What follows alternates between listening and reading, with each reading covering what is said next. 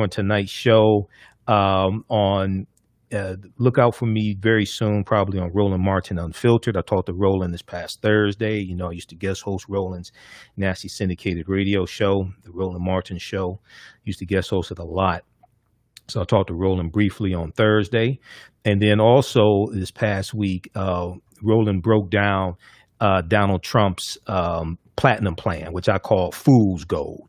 I did a Facebook post about it. It got over 1,000 likes, and I broke down how Donald Trump's platinum plan for African Americans is fool's gold. He released it 39 days before the November 3rd, 2020 election. 39 days. Okay. It's an absolute joke. We'll go through, talk about that some this week, and also probably some next week. Now, you know, the past 5 weeks, we've been breaking down the 22-page plan from Joe Biden to empower the African-American community, okay?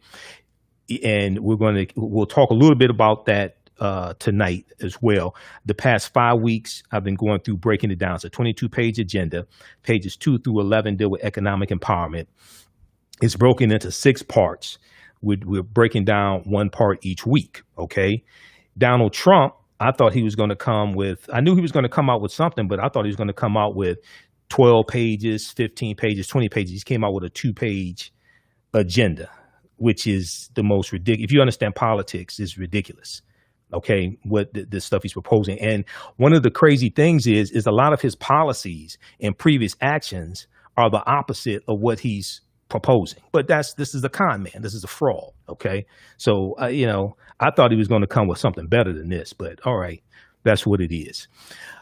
All right, so we'll talk some about that. And I know on Roland Martin Unfiltered this past week, Roland did a really good job of breaking that down. And he spoke with an actual African-American economist, Dr. William Spriggs. Okay, Dr. William Spriggs is a brilliant African-American economist. He actually has a PhD in economics. He don't play an economist on Facebook or YouTube. He's actually an economist. And they're going through breaking down this plan or lack thereof. But a lot of that stuff I already knew and could break it down also.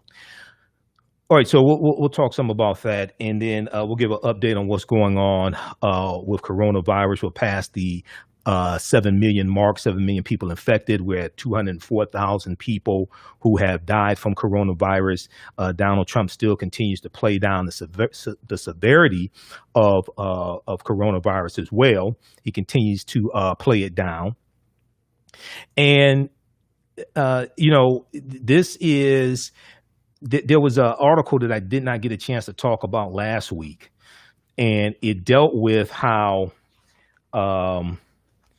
the coronavirus pandemic has widened the racial wealth gap. The coronavirus pandemic has widened the racial wealth gap. When you compare Donald Trump's fool's plan for Black America, when you compare that to Joe Biden's 22-page agenda that came out May 4th, 2020, by the way. So, you know, I posted about, I just find this very interesting. I posted about this on Facebook. A lot of people were commenting. Let's look at this. We got over 1,000 likes on the article that I posted. I also posted a video from Roland Martin Unfiltered. We're going to share some of that video with you as well. But I posted the article from thegrill.com. Okay, because I've read a number of different articles dealing with this. National Public Radio, which thegrill.com cites in their article. I read the one from Forbes.com. I read a number of different articles about this. I actually sent one to Roland. I said, Roland, you see this BS? Okay. So Roland talked about it that day. But so this article that I posted, Trump tries to win over Black voters with $500 billion platinum plan. It got 1,200 likes, 1,100 comments. Okay, but I said Trump's platinum plan is really fool's gold. It's a bad joke, and many of his policies and actions are the opposite of what he's proposing. And in the article, one of the things it talks about is how critics have noted that lawmakers have already introduced much of Trump's plan, or it has been opposed by his own officials. So if you actually now, so this plan is really designed. This plan is not for African Americans who can read. That's not who this plan is for. This plan is for white people who are feeling some type of way about voting for Trump because they think he's a white supremacist and a racist and a bigot, which he is. So then they could look at this and say, well, he's doing something for black people, therefore I can vote for him. Okay. And it's for black Donald Trump supporters who people keep looking at him like they're crazy. Like, why are you supporting this guy? So then they could hold this up, this 2-page agenda. They could hold this up and say, look, this is what he's going to do. Right. Okay. But his actions in office have been the opposite of a lot of that stuff. Okay. So, and then this story breaking from the Washington Post is going to have him running for cover. All right. So we'll deal with those stories on tonight's show. And those are the two main things. We had a jam-packed show tonight. So last week's show, we went into 1 hour overtime. So I really don't want to do that for tonight's show. Ended up being 3 hours and 54 minutes. I'm still editing the video from last week's show.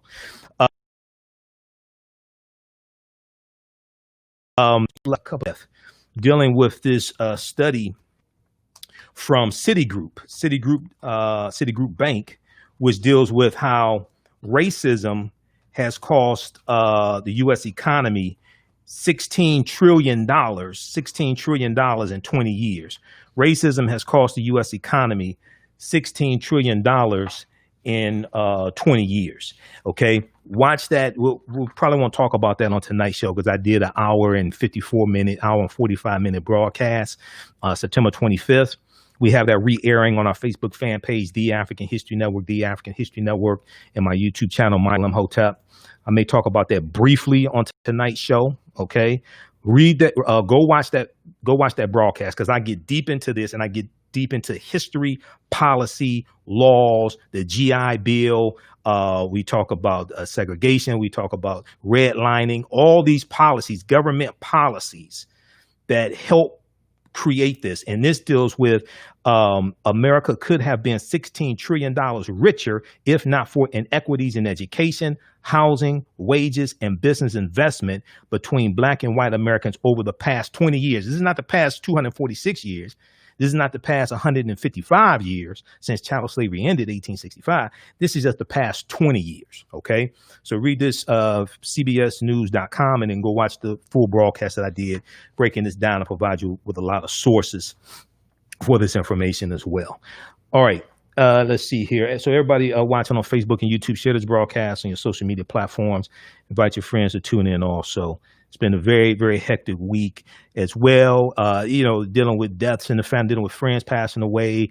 Brother Akil, Kwesi Abdul Akil. My uncle passed away Thursday. So it's just one thing after another. All right. So we'll talk about those topics and we'll deal a little bit with this breaking news story. Now, during this week, we'll continue to follow this, dealing with Donald Trump and his taxes as well. And I was watching reporting on NBC News, and they talked about how a lot of people who are billionaires, things like this, they knew Trump was a fraud. I told you in 2016, only people think that Donald Trump was a good businessman are poor people and people who don't understand business. Because people who understand business know that Trump was a fraud. Okay. And this right here is crushing to him. New York Times broke this story. Trump's taxes show chronic losses and years of income avoidance. Trump's taxes show chronic losses and years of income avoidance. The New York Times has obtained tax return data for Donald Trump extending over more than 2 decades. It shows his finances under stress, beset by losses that he aggressively employs to avoid paying taxes, and hundreds of millions in debt coming due.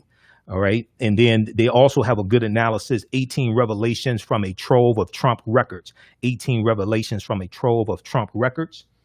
Donald Trump paid $750 in federal income taxes in 2016 and nothing in 10 of the prior 15 years, nothing in 10 of the prior 15 years, largely because he reported losing much more money than he made. So they have this 18 takeaways from that as well. So it was somebody to come take Trump away.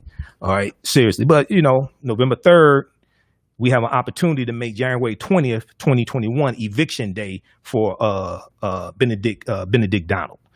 All right. So, all right. So on the African History Network show, we focus on educating, empowering, and inspiring people of African descent throughout the diaspora and around the world, because right knowledge corrects wrong behavior. What you do for yourself, what you do to yourself, and what you allow other people to do to you and get away with is based upon what you think about yourself. What you think about yourself is based upon what you have been taught about yourself. What you've been taught about yourself is based upon everything you've read, heard, and seen about yourself. So when you control the radius of a man's thoughts, you can control the circumference of his actions, because the mind can't do or teach what it doesn't know. Now, we deal with a number of different topics here on the African History Network show. We deal with current events and history, politics, education, economic empowerment, entrepreneurship, relationships, love, sex, health issues, and much, much more. Sign up for our email newsletter. Text the word Kemet, Kemet, to 22828 to sign up for our email newsletter. Text the word Kemet, Kemet, to 22828. And then also visit our website, AfricanHistoryNetwork.com, AfricanHistoryNetwork.com, to sign up for our email newsletter there as well, AfricanHistoryNetwork.com. You can sign up right on our homepage. All right, so follow us on our Facebook fan page, The African History Network, The African History Network as well. Shout out to everybody watching us there, and my YouTube channel, Michael Imhotep, Imhotep. Okay, I know we're coming up. Okay, we're at the break. How much time before the break, Jalen? 1 minute. Okay. All right. So Jalen's our board operator tonight. So thanks to Jalen as well. Welcome aboard to the African History Network show. All right. So let me jump on this. We got 1 minute before, but let's do this here. So first of all, I did not expect Daniel Cameron to indict any of the officers, because Daniel Cameron is a black Republican. He's a mentee of Moscow Mitch McConnell. Okay, and I knew he was backed by the police unions. I knew he was not going to indict these officers. But the press conference was extremely disturbing, because he acted almost as if he was a defense attorney for the officers. But then after the press conference, so the verdict came down this past Wednesday. There have been news stories that have happened after that the past few days where more information comes out. Okay, one of them has to do with the fact that we found out that there was one witness out of 12 who said they heard the police announce themselves the night of March 13th, early in that morning, March 13th, 2020, when the police break into the home, and they said they had a no-knock warrant. But that one sole witness, they all of a sudden regained their memory 2 months after they were initially interviewed by the police. Originally, they said they didn't hear the police announce. It was 1 out of 12. So Daniel Cameron goes with the one witness out of about 12. The others said they didn't hear the police. We'll deal with this and a lot of other things on the other side of the break. Listen to the African History Network show right here on 9:10 a.m. the Superstation, the Future Radio. I'm Michael Imhotep. We'll be back in a few minutes. All right. Stand by. Stand by, everybody.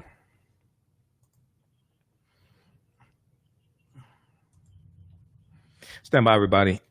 Okay, we're on commercial break. Hey, if you want to advertise with the African History Network, email us at customerservice@africanhistorynetwork.com.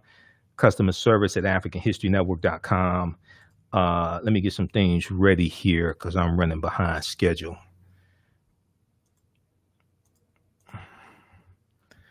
All right, just a second here. We got to connect through Skype.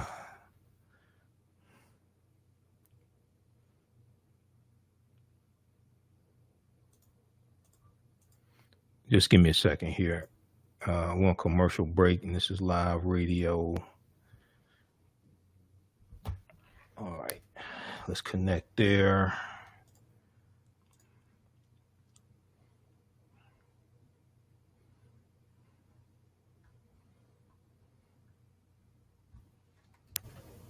Stand by, everybody. Everybody share this broadcast. We're on commercial break. Stand by. I have to reconnect to the radio station.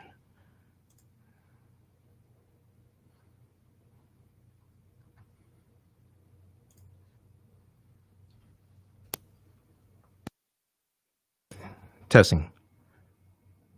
This should be.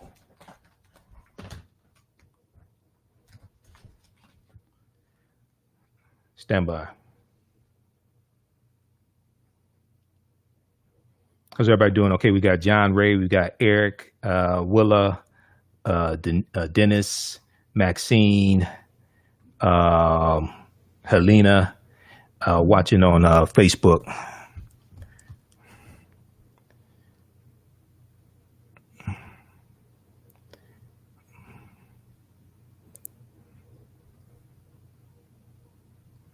Okay, this should be dialing.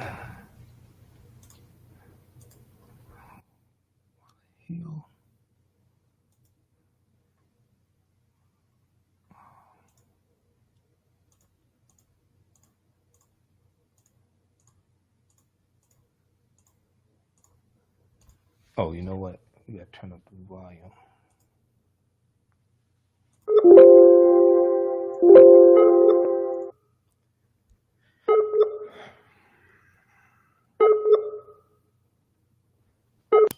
Stand by.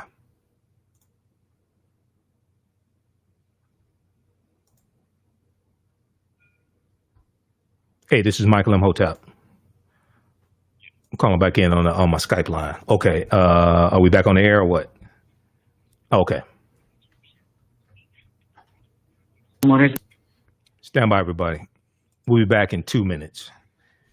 I had to connect through the Skype line because the Skype line is clearer and connect. I'm running through a 12-channel mixer. You'll be able to hear when he plays the audio clips from the radio station. You'll be able to hear that through the mixer with me dialing in through the Skype line. So just give me a second here. We're connecting back.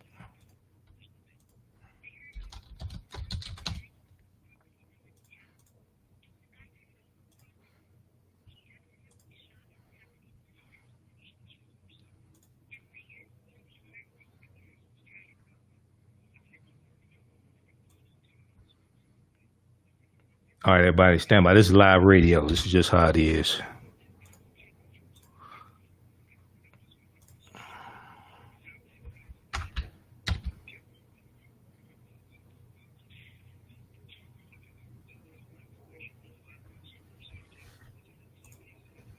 Okay, we'll be back in a minute, everybody.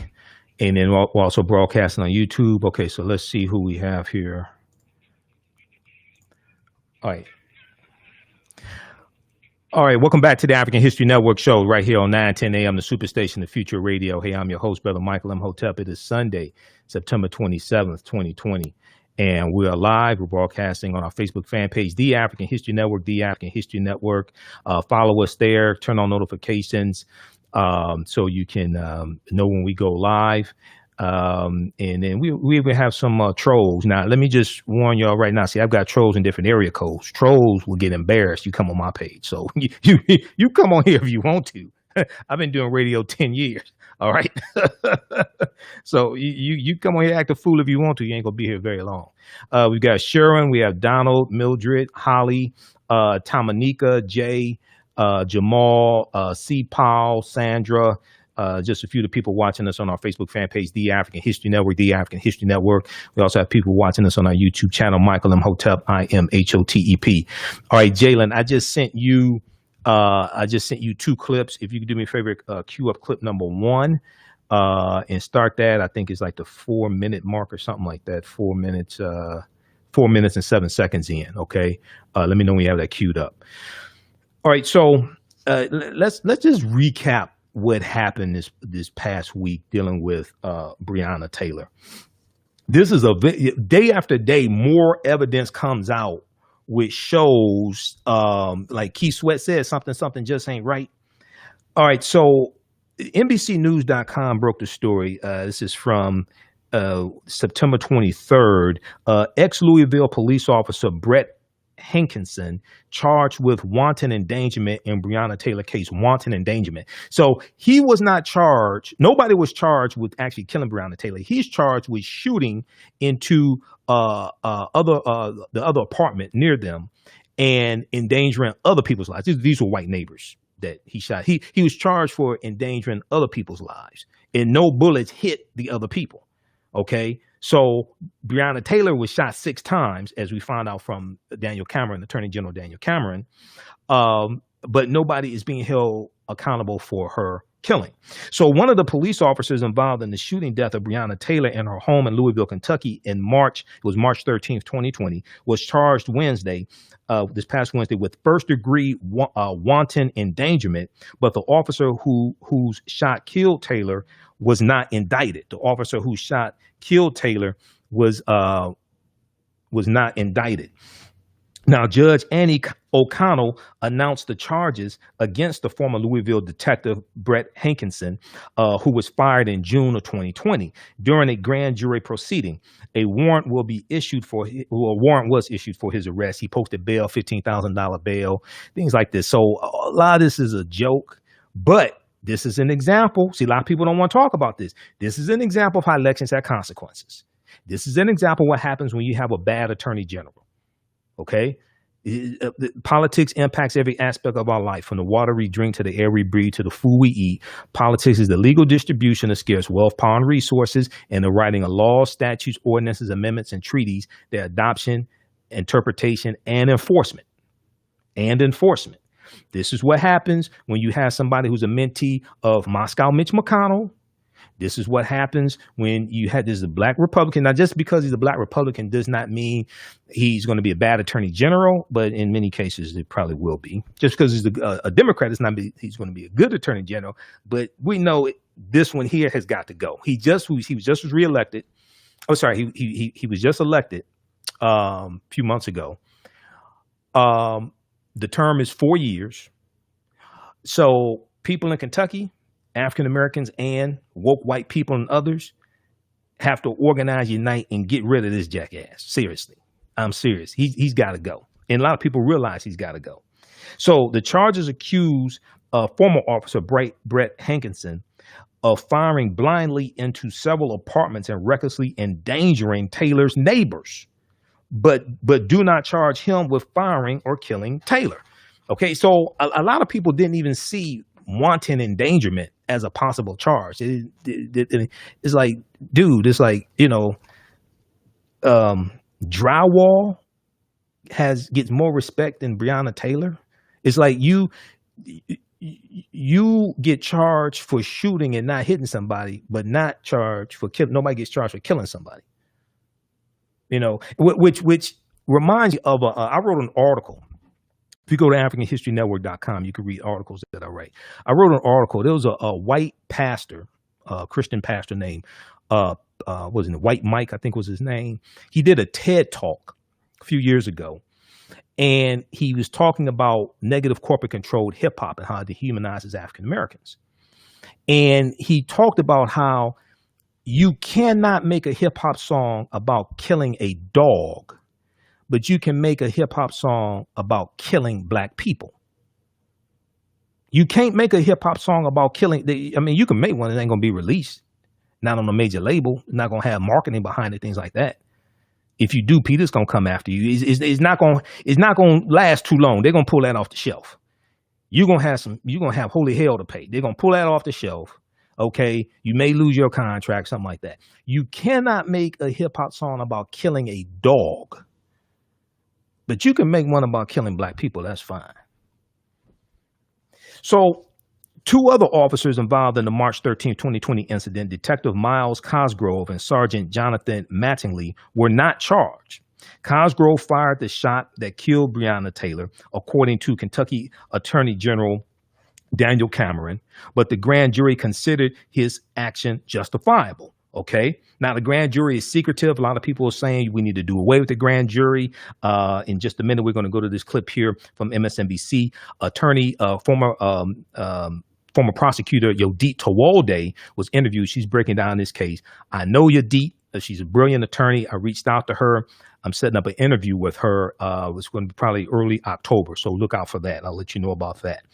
Now, at a news conference this past Wednesday, which I think was September 23rd, Attorney General Daniel Cameron acknowledged that there have been calls for all 3 officers to be charged, including from calls from Breonna Taylor's family, who had called for her who had called for nothing less than manslaughter charges.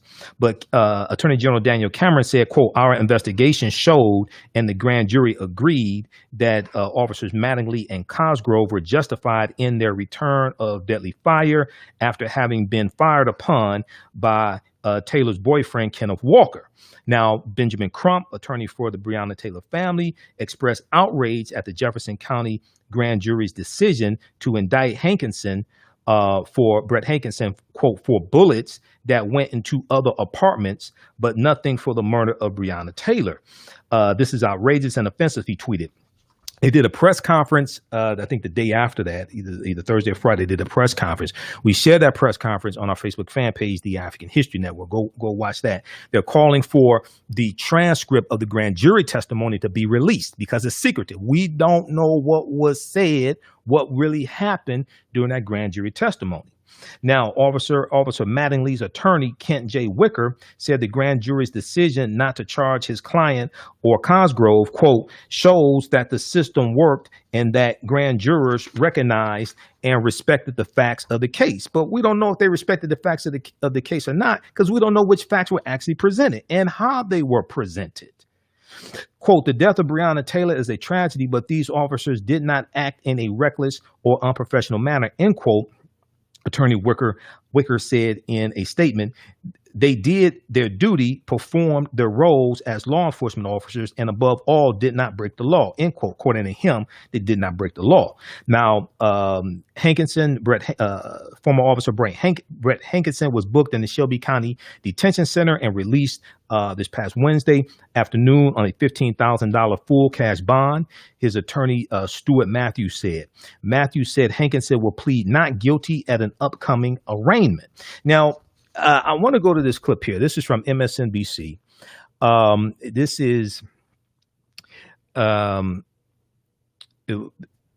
attorney Yodit Tewolde, former prosecutor Yodit Tewolde, was interviewed about this case, and also interviewed was Rashad Robinson of Color of Change. Okay, and they're breaking down this case. Let's go to this clip. When you talk to protesters. Alicia? All right, Shaq, thanks for reminding us what's at stake. I want to bring in Rashad Robinson, president of Color of Change, and Yodit Tewolde, former prosecutor, criminal defense attorney, and senior legal counsel with the Grassroots Law Project. Yodit, talk to me about these transcripts and what you would be hoping as an attorney to see in these transcripts, what light they would shine on what happened in that jury. Let me just start by saying that the rate of indictments returned by a grand jury is generally 95 to 99%. In Kentucky, that's 98 to 99%. So grand juries are more likely to indict than not.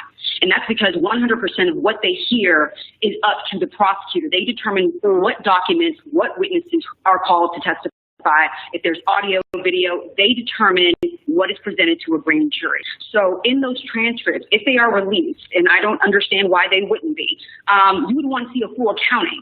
The comments that the AG made in the press conference after the grand jury's decision was announced was sort of alarming because there were questions that he avoided answering, and then the questions that he did answer about some of the evidence made the public believe that there wasn't a full disclosure of the evidence. For example, he talked about one witness who stated that they didn't hear the police, or that they did hear the police announce themselves.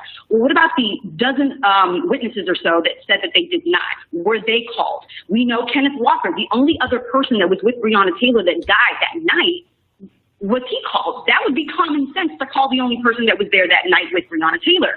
It seems as though he wasn't called because we kind of know that too. Grand juries have become these tools for prosecutors, sort of a shield for them to hide behind these secret closed-door proceedings. And when grand jurors come back and say, hey, we didn't indict, then prosecutors say, well, look what the grand jury made me not do. And that's just not acceptable at this point. So the AG needs to be transparent and accountable and say, this is what I presented and it should make sense. And he should do this for Breonna Taylor's family. They have a right to know how hard he went, how diligent he was in trying to get indictments back. Rashad, this process, the outcome of this process, what message does it send? Well, it's an ongoing message that the system is operating exactly the way it's designed to operate, to not deliver justice when Black people are harmed, hurt, or killed by police, to at every single turn find ways to make the victim the perpetrator, to sully the name of Black people when we are killed by police. And that's what we are seeing right now. And that is why we are calling for structural change. That is why we are calling for looking at and engaging with police budgets and downsizing policing in this country. In Louisville, over half of the city's budget goes to policing, over $190 million. And so the Black citizens of Louisville, who are treated like enemy combatants in their own community, who watch as prosecutors don't deliver justice, who watch like so many of us around the country do, as was just stated, how grand juries are used as tools to avoid prosecution.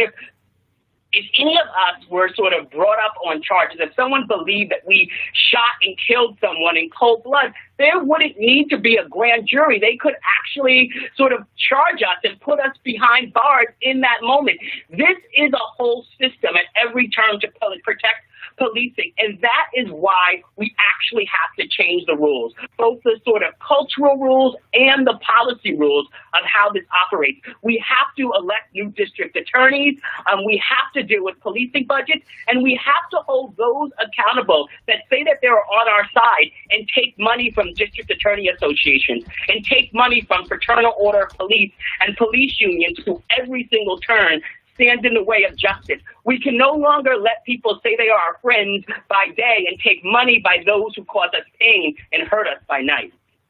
Judith, I hear Rashad talking about systemic justice, and at the same time, there is this case before us, a very specific case of Breonna Taylor. What happens next here? Well, there's still an FBI investigation. I'm not really optimistic about that concerning the Department of Justice investigation that's still pending, but with William Barr in office, you can understand my skepticism. But as far as the criminal case is concerned, the only criminal case that will go forward is the one against the only officer that was fired, the former officer Hankinson. So it's for a lower level felony. I predict that this probably wouldn't go to trial. It's probably going to plea out, unfortunately. But I do want to add to what Rashad said. It's not just about whether these officers are held accountable with indictments. There were systemic failures leading up to Breonna Taylor's life. I mean, from a judge granting a no-knock warrant with boilerplate language, not even having specific and current information, to how and when no-knock warrants are even executed, to allow officers to roll up in unmarked units in plain clothes and then bust through your door and be able to shoot you and then claim self-defense when you started the gunfight. And so there's so many systemic levels and failures that are at play right now that we just need to make sure at the very least that these no-knock warrants are banned, not just in Louisville, but like every city in this country, because this continues to happen. Breonna Taylor should have never died. Those officers should have never been in her apartment to begin with. And now we're having to deal with the results of frustration of decades of us, hundreds of years actually, of people demanding justice, and people not understanding that have been completely blind or just don't want to see the issue. Okay, so that was from MSNBC. That is from what day was that? September 26th. That is from Saturday, September 26th. Name of that clip: "In my heart, I feel that the police department are murderers. Demonstrators in Louisville, Kentucky demand justice for Breonna Taylor following grand jury testimony." So in that clip, you heard Attorney Yodit Tawolde, former prosecutor, criminal defense attorney, and senior legal counsel with the Grassroots Law Project. You will also see her on Court TV. I'm not sure if she's still an analyst on Court TV or not. You'll see her on MSNBC sometimes as well. She's also been on Roland Martin Unfiltered. You also heard Rashad Robinson, president of Color of Change. Now, there's so many elements of this that don't make sense, of this case that don't make sense. And new elements came out in the past few days. Now, they talked about, so we heard Attorney General Cameron state that the officers were justified in shooting because they were fired upon by Kenneth Walker, her boyfriend, okay? Breonna Taylor's boyfriend, Kenneth Walker. USA Today has this article that came out Sunday, September 27th. Ballistics report doesn't support AG claim that Kenneth Walker shot cop. Ballistics report doesn't support AG claim, Attorney General claim, that Kenneth Walker shot cop. This is from USA Today, picked up from the Louisville Courier Journal. This article is from Andrew Wolfson, September 27, 2020.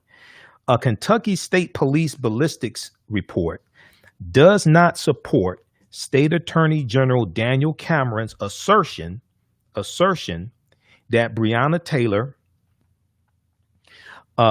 Taylor's boyfriend, Kenneth Walker, shot at a police officer the night she was killed. Attorney General Cameron on Wednesday said the investigation of Taylor's death from March 13, 2020, ruled out, quote, friendly fire, end quote. He said it ruled out friendly fire from Officer Brett Hankinson as the source of the shot that went through Sergeant Jonathan Mattingly's thigh, prompting him and Officer Miles Cosgrove to return fire, killing Breonna Taylor. Okay, so this is what he said in his press conference. This is what Attorney General Cameron said in his press conference. Attorney General Cameron ruled out friendly fire. He said the investigation ruled out friendly fire from Officer Brett Hankinson. Hankinson is the only officer being charged as the source of the shot. Ruled out that Hankinson was the source of the shot that went through Sergeant Jonathan Mattingly's thigh, prompting Sergeant Mattingly and Officer Miles Cosgrove to return fire, killing Breonna Taylor. Now, the Kentucky State Police report says that, quote, due to limited markings of comparative value, end quote, due to limited markings of comparative value, quote unquote, the 9mm bullet that hit and exited Officer Mattingly, Sergeant Jonathan Mattingly, was neither, quote, identified nor eliminated as having been fired, end quote, from Kenneth Walker's gun. Okay, the 9mm bullet that hit and exited Sergeant Jonathan Mattingly's thigh was neither, quote, identified nor eliminated as having been fired from Kenneth Walker's gun. Okay, meaning that is inconclusive. It was not identified as being fired from Kenneth Walker's gun, and it was not eliminated as being fired from his gun. But Attorney General Daniel Cameron, said that Officer Brett Hankinson had been eliminated as the shooter because the three officers carried .40 caliber handguns, while Kenneth Walker had a 9mm handgun. Now, Wednesday night on CNN, Stephen Romanes, Romines, one of Kenneth Walker's attorneys, Breonna Taylor's boyfriend, said that Officer Hankinson had obtained a Louisville Metro Police Department record, said that he obtained a Louisville Metro Police Department record showing that Officer Brett Hankinson had been issued a 9mm weapon as well. Now, this is the first we've heard about this, because Attorney General Cameron did not say that Officer Brett Hankinson, had also been issued a 9mm weapon. This is the first we've heard about this. Read this article from USA Today, usatoday.com. They picked it up from the Louisville Courier Journal. Okay. Wednesday night on CNN, Stephen Romines, Romines, one of Kenneth Walker's attorneys, said he obtained a Louisville Metro Police Department record showing that Officer Brett Hankinson had been issued a 9mm weapon as well. Now, Attorney Romanus declined to share the record from Officer Brett Hankinson's personnel file with the Louisville Courier-Journal, and the Louisville Metro Police Department spokeswoman Jessie Halladay, Halladay, said she could release it only in response to an open records request. Now, the Courier-Journal, the Louisville Courier-Journal, is part of the USA Today network, so they filed a open records request to get this information. But the department, the Louisville Metro Police Department, has not responded as of September 27th when this article came out. Now, another attorney for Kenneth Walker, whose name is Rob Eggert, Eggert, provided the ballistic report, which was first reported by Vice.com. Vice.com has been reporting on this, digging deep into this, because day after day, more elements are coming out about this case that Attorney General Cameron didn't talk about on Wednesday, okay, when he acted more like a defense attorney for the officers. All right, and more and more elements are coming out that say, well, wait a second, something is wrong. So Kenneth Walker said he fired a single warning shot from his Glock handgun while he was in Taylor's apartment because he thought intruders were breaking in. Police said they had identified themselves. They were attempting to serve a quote-unquote no-knock search warrant shortly before 1 a.m., March 13th, 2020, at Breonna Taylor's apartment. Now, the Attorney General Cameron said that the officers had the right to defend themselves. Now, Officer Brett Hankinson, who was fired in June 2020, we know he's been charged with 3 counts of wantonly endangering Taylor's neighbors by firing shots that entered their apartment. Attorney Cameron declined to explain the discrepancy or respond to the 13 other questions about the case submitted by the Courier-Journal. His spokeswoman said Saturday, September 26, that the office was not scheduling interviews and could not talk about the grand jury proceedings because of secrecy rules regarding them. Attorney General Cameron said last week that Officer Mattingly fired 6 shots, Officer Cosgrove fired 16, and Officer Brett Hankinson fired 10, and Taylor was hit 6 times.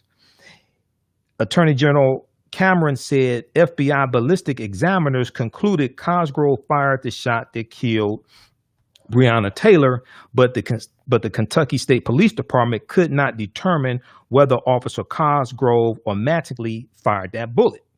Okay, so the FBI, their ballistic examination saying one thing, Kentucky State Police, as of right now, is saying they can't conclude whether it was Cosgrove or Mattingly who fired the fatal shot. The shot hit Breonna Taylor's pulmonary artery, killing her within minutes. So we know the city of Louisville, Kentucky paid $12 million to settle a wrongful death suit filed by Taylor's estate and agreed to make numerous changes in police department policies and procedures, like no more no-knock warrants, things like this.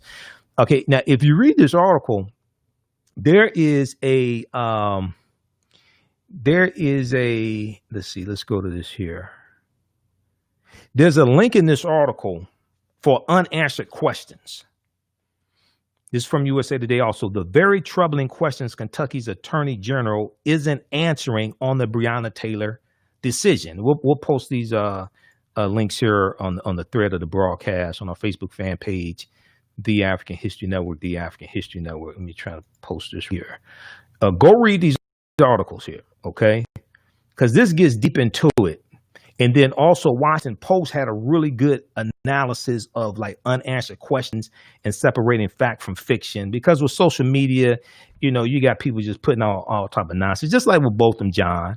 You heard me break down the Botham Jean case, and you had people calling in saying that Botham Jean was engaged in a relationship with the white female officer. Absolutely no evidence surfaced even to this day substantiating that, but just people just want to just create their own reality and just run with it, all type of nonsense like this, right?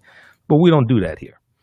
Okay, so when we look at this article here, they lay out, I think it's about 12 or 13 questions here unanswered. Still troubling questions remain about the grand jury's decision.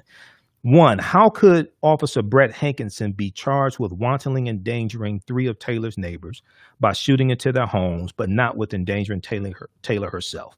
2, even if Officer Mattingly and Cosgrove had the right to defend themselves by returning fire against Kenneth Walker after he shot at them and hit Mattingly, did they have justification to shoot and kill Breonna Taylor, an unarmed person who posed no threat? 3, did the grand jury even get to vote on whether Officers Mattingly and Cosgrove should have been charged with any degree of homicide?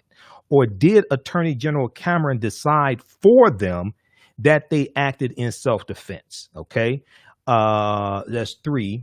And how much time we have before the break, Jalen? Oh, less than 4 minutes. Less than 4 minutes. Okay. All right. The clock is off. All right. So Cameron declined to respond to those and other questions posed by the Courier General, which is part of the USA Today network. Why would he refuse to respond to those questions? He just refused to respond to the questions. In an email, Attorney General Cameron spokeswoman Elizabeth Kuhn, Kuhn, said, quote, "We are not scheduling interviews at this time," end quote. Okay. She also said grand jury proceedings are confidential, okay, etc. Let me see. Do they have more questions here? Well, okay, yeah, they list some more questions. Cameron's office declined to respond to 14 questions submitted by email Thursday and again Friday by the Courier Journal. Journal about the case. The email Friday was addressed to Attorney General Cameron and to his special prosecutors, Jim Lesuski, Lesousky, and Barbara Whaley, Whaley. So some of the questions, why wasn't charged with danger? Okay. Let me see. Let me skip over. Was shooting Breonna Taylor self-defense? They asked. They also have a link in here, fact-checking 8 myths in the Breonna Taylor case. That's a good read as well. Did the grand jury vote on homicide charges? Let's see. Okay, so check that out. Check that out as well. Now, you had this mysterious witness that all of a sudden surfaced Wednesday and was mentioned Wednesday at the press conference. Now, before then, we didn't know about a sole witness who heard cops announce themselves in Breonna Taylor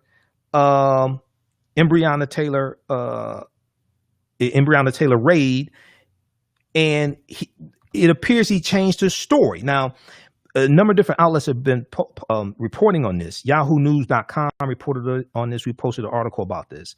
Sole witness who heard cops announce themselves in Breonna Taylor raid changed his story. Now, this is from September 26, 2020. Okay.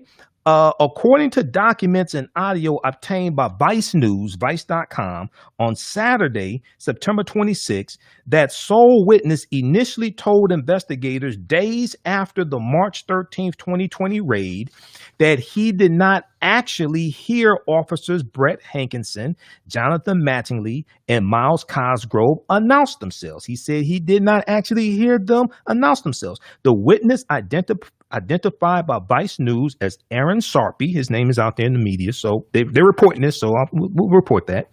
But by other outlets and public records as Aaron Julue, yes, middle name, Sarpy, Sarpee. He said he was picking up his daughter from a unit above Breonna Taylor's when the raid took place. It was not until he was interviewed a second time about 2 months after the raid by a sergeant in the Louisville Metro Police Department's Public Integrity Unit that Aaron Sarpy said he heard police say, quote unquote, "This is the cops." Now, I don't. Okay, we're coming up on a break. We'll continue this on the other side of the break. Listen to the African History Network show right here on 9:10 a.m. the Superstation Future Radio. I'm Michael Imhotep. We'll be back in a few minutes. Stand by, everybody. Stand by. We'll continue this on the other side of the break. As you read more and more, day after day, more information comes about this case that doesn't make any sense. We know it's a big cover-up, but day after day, more elements come out showing it was a cover-up. So I'm wondering, is there going to be a recall election for Attorney General Daniel Cameron? All right, everybody stand by.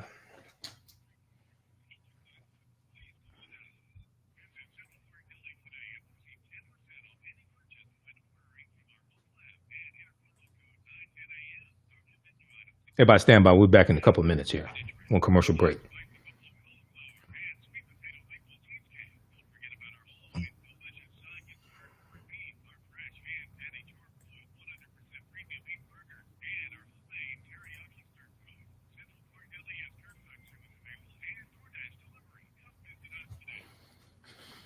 All right, how's everybody doing? Okay, so we got Anthony, we've got Mark, just a few of the people watching us, and then we're on YouTube also. Let's look at who's on YouTube. Okay. How's everybody watching us on our YouTube channel as well?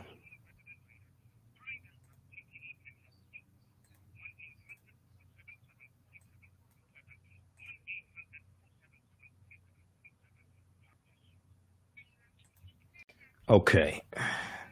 Just a second here. I got to get this next segment ready.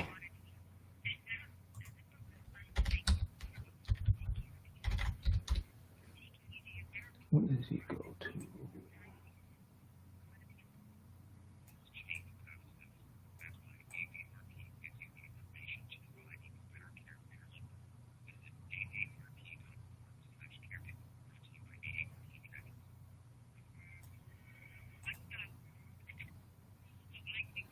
All right. How's everybody doing? Share this broadcast on social media platforms.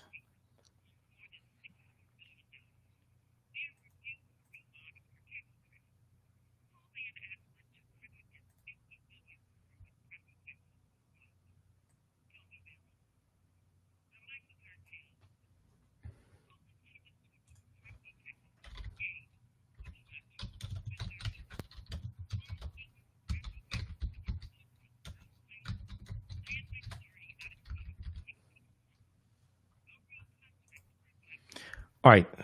Okay, let's see who else we have here. Now, there's one other element that, let me see, which one was okay, those are the two main elements. And now they're calling for the grand jury testimony to be released as well. All right. 10 a.m. Superstation, a division of Adele Media. Okay. Welcome back to the African History Network show right here on 9:10 a.m. the Superstation, the Future Radio. Hey, I'm your host, Brother Michael Imhotep. It is Sunday, September 27, 2020, and we are live. Listen to 9:10 a.m. the Superstation, a division of Adele Media. See, I could do that commercial also. I have a deep voice. I can do that commercial as well. I do voiceovers. All right. People know that. All right. So the call-in number is 313-778-7600. 313-778-7600 is the call-in number if you have a question or comment. We'll go to the phone lines in just a minute here. Right before the break, I was sharing this article with you. Now, this is from yahoonews.com. Other outlets picked up on this. At the press conference this past Wednesday, Attorney General Daniel Cameron all of a sudden said that there was this mysterious witness that basically nobody had heard about who heard the officers announce themselves. Okay. So out of 12 witnesses, only one heard this. The other 11 said, no, we didn't hear the officers announce themselves. And initially, when this person was interviewed by the police, they said they did not hear the officers announce themselves. But 2 months later, when this person, Aaron Sarpy, was interviewed by the Louisville Metro Police Department's Public Integrity Unit, all of a sudden he got like total recall or something and said he heard the police say, quote, "This is the cops," end quote, according to the reporting here. This is the cops. Now, I've watched cops. I've watched TV shows about police officers. I don't remember the police officers like knocking on the door saying, "This is the cops." Let me say this is the police. They may announce the police department they're with. They may say we have a warrant or something, but I don't remember them saying this is the cops. Okay. You know, even on Andy Griffith, I don't remember Barney even doing something like that. Now, Aaron Sarpy's flip-flop, according to the reporting here from yahoonews.com, the latest twist in a case that has made Breonna Taylor an icon in the Black Lives Matter movement, calls into question the strength of Attorney General Daniel Cameron's case in the grand jury report, which was secretive. The transcripts haven't been released yet. Release the transcripts. Remember Donald Trump saying release the transcripts? I wonder if Donald Trump is going to say, hey, Moscow Mitch, tell your boy to release the transcripts. I wonder if because remember Trump said read the transcripts, right? Obviously, he didn't read it. You remember dealing with July 25th, 2019 shakedown of Vladimir Zelensky, the new Ukrainian president. And the White House released a memorandum of a telephone call. And at the bottom of the memorandum, it said, this is not a transcript. But he called it a transcript. And then he had his followers at his rallies wearing T-shirts saying release the transcripts, holding up signs, release the transcripts. And I think it was Comedy Central interviewed some of them. And they asked, have you read the transcripts? They said, no. Should people read the transcripts? Yeah. Have you read the transcripts? No. So I wonder if Donald Trump is going to tell Moscow Mitch to tell his boy, release the transcripts. I'm just wondering. So, Cameron's case, so Sarpy's flip-flop is the latest twist in a case that has made Breonna Taylor an icon in the Black Lives Matter movement and calls into question the strength of Attorney General Daniel Cameron's case and the grand jury report, which state officials are demanding be made official. State officials are demanding this report be made official. Now, let's see here. Tamika Palmer, who is Breonna Taylor's mother, said, quote, I never had faith in Daniel Cameron to begin with. I knew he was too inexperienced with a job of this caliber. I knew he chose to be at the wrong side of the law, okay, or on the wrong side of the law. She said in a statement Friday. That was when the press conference took place. She said, quote, my hope was that he knew he had the power to do the right thing, that he had the power to start the healing of this city, that he had the power to help mend over 400 years of oppression. What he helped me realize is that it will always be us against them, that we are never safe. Okay. Now, once again, this is exemplified elections have consequences. Okay. This is why bad prosecutors have to be voted out of office, whether Democrats or Republicans. Bad prosecutors have to be voted out of office. All right, let's go to the phone lines. We have any callers, Jalen? Yes, we have Theo. Okay, Theo. This is Theo Broughton, line one. Theo Broughton from Hood Research. That's right. Follow Hood Research on Twitter. Listen, happy Sunday to you. Hey, how you doing? Happy Sunday to you too. Did you hear that the Attorney General is married to McConnell's granddaughter? Okay, that's false. I haven't gotten to that yet. Heavy.com did a fact check on that. That's false. I'll deal with that next. But go ahead to your next statement. That's not true. Oh, okay. Okay. That's why you haven't heard me say that. Anyway. Yeah, right. I noticed. That's yeah, because I do. Question. Yeah, no, that's not true. But go ahead. Oh, okay. Well, we have been calling friends and relatives that we know in Kentucky as well as around the country because the Congress is divided. House Democrats, Senate is Republicans. And we want to flip the Senate because of the fact that there are two bills among the 430 some odd that have not been presented, and those two are George Floyd bill, right? George Floyd Policing Injustice Act. George Floyd Policing Injustice Act. That's right, and then the John Lewis bill, ensure of our voting rights, and of course, Mr. McConnell doesn't want either one of those on his agenda when he calls the meetings to order. He needs to be put out of office, of course, and we're encouraging the voters to vote for the Democratic senatorial candidates to help flip the Senate, thereby unifying Congress. So in Kentucky, it's Amy McGrath. Kentucky, Amy McGrath is running against Moscow Mitch McConnell. Okay, and McConnell has got to go because you can't even get a reparations bill passed in the Senate while McConnell is Senate Majority Leader. You may not even be able to get it if he's still in the Senate because you couldn't even get a Juneteenth. I'll let you finish in just a minute. You couldn't even get a Juneteenth bill passed in the Senate because Senator Ron Johnson blocked it based upon the unanimous consent rule. So if you can't get a Juneteenth bill passed in the Senate to make Juneteenth a federal holiday and give white people the day off, what the hell makes you think you're going to be able to get a reparations bill passed in the Senate? But nobody wants to have that conversation. But go ahead. Yeah, right. That's right. There are maybe 6-7 candidates who are kind of shaky. But that's why we have been calling around the country, encouraging as many as we can to vote for the Democratic candidates. And it seems to me that our people, and there are people around this country that don't seem to understand that the United States comes under what you said earlier, laws and policies. You named the whole list of additional things. That laws, policies, statutes, ordinances, amendments, and treaties. First thing people should do is read the U.S. Constitution because the Constitution is a foundation for all this. Okay, the Constitution created the Congress. The Constitution gives the power. Article 1 of the Constitution gives the powers to Congress. Article 2 gives the powers to the president. The 10th Amendment gives powers to the state. All that comes from the U.S. Constitution. People should go to loc.gov. I'll let you finish in just a minute here, Theo. People should go to loc.gov, which is the Library of Congress website, or archives.gov, which is the National Archives. Because once you understand the U.S. Constitution, then all this other stuff will fall into place. And just incidentally, for about the first 125 years, people didn't even vote for U.S. senators. U.S. senators were appointed by the state legislature. It wasn't until 1914 that people started voting for U.S. senators because senators have the power to remove a president from office through the impeachment process, and they didn't want senators to succumb to public pressure if they had to remove a president from office. So for the first 124 years, you didn't even vote for U.S. senators. Go ahead.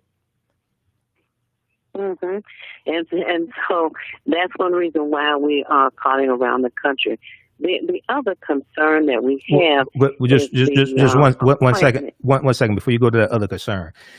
Amy McGrath needs to do interviews with African American media. Amy McGrath, who is now State Senator Charles Booker ran. He was a much more progressive candidate. He lost. So Amy McGrath is the Democratic challenger. Okay, Amy McGrath is a moderate. Charles Booker was a progressive. Okay, I understand. I'm for voting for her. I'm not saying don't vote for her. She needs to do interviews with African American media to make her case. Okay, and I'm not saying she hasn't done any interviews, but I haven't seen any of them. All right, go ahead. Right, I got you. Okay, so that's something else that can put on social media, right? Because our young people are not quite clear. They have had it kind of comfortable, not understanding what we, our parents, grandparents went through, and they have got to learn. They got to put government back into the schools. Well, I believe that Black Lives Matter, but they matter even more when they vote. And the protesters, how many of them are registering so that they can make a difference? Right. Because protesting and telling what they want is not enough. Well, not only that, you got to have to learn the process. Well, everything that you're protesting for deals with laws and policies, statutes, ordinances, amendments, and treaties.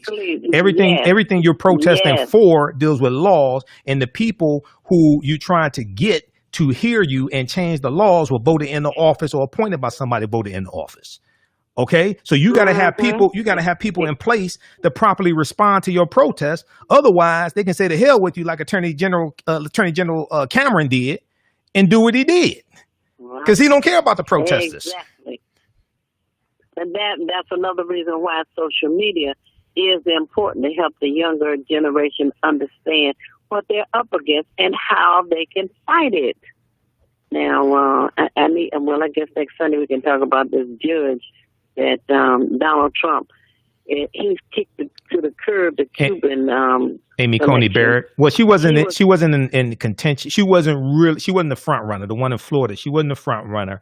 Amy Coney Barrett is nominated by Trump. They're going to start the hearings October 12th, which is Columbus Day, incidentally. Okay. That's interesting thing is that he never came to the United States or America.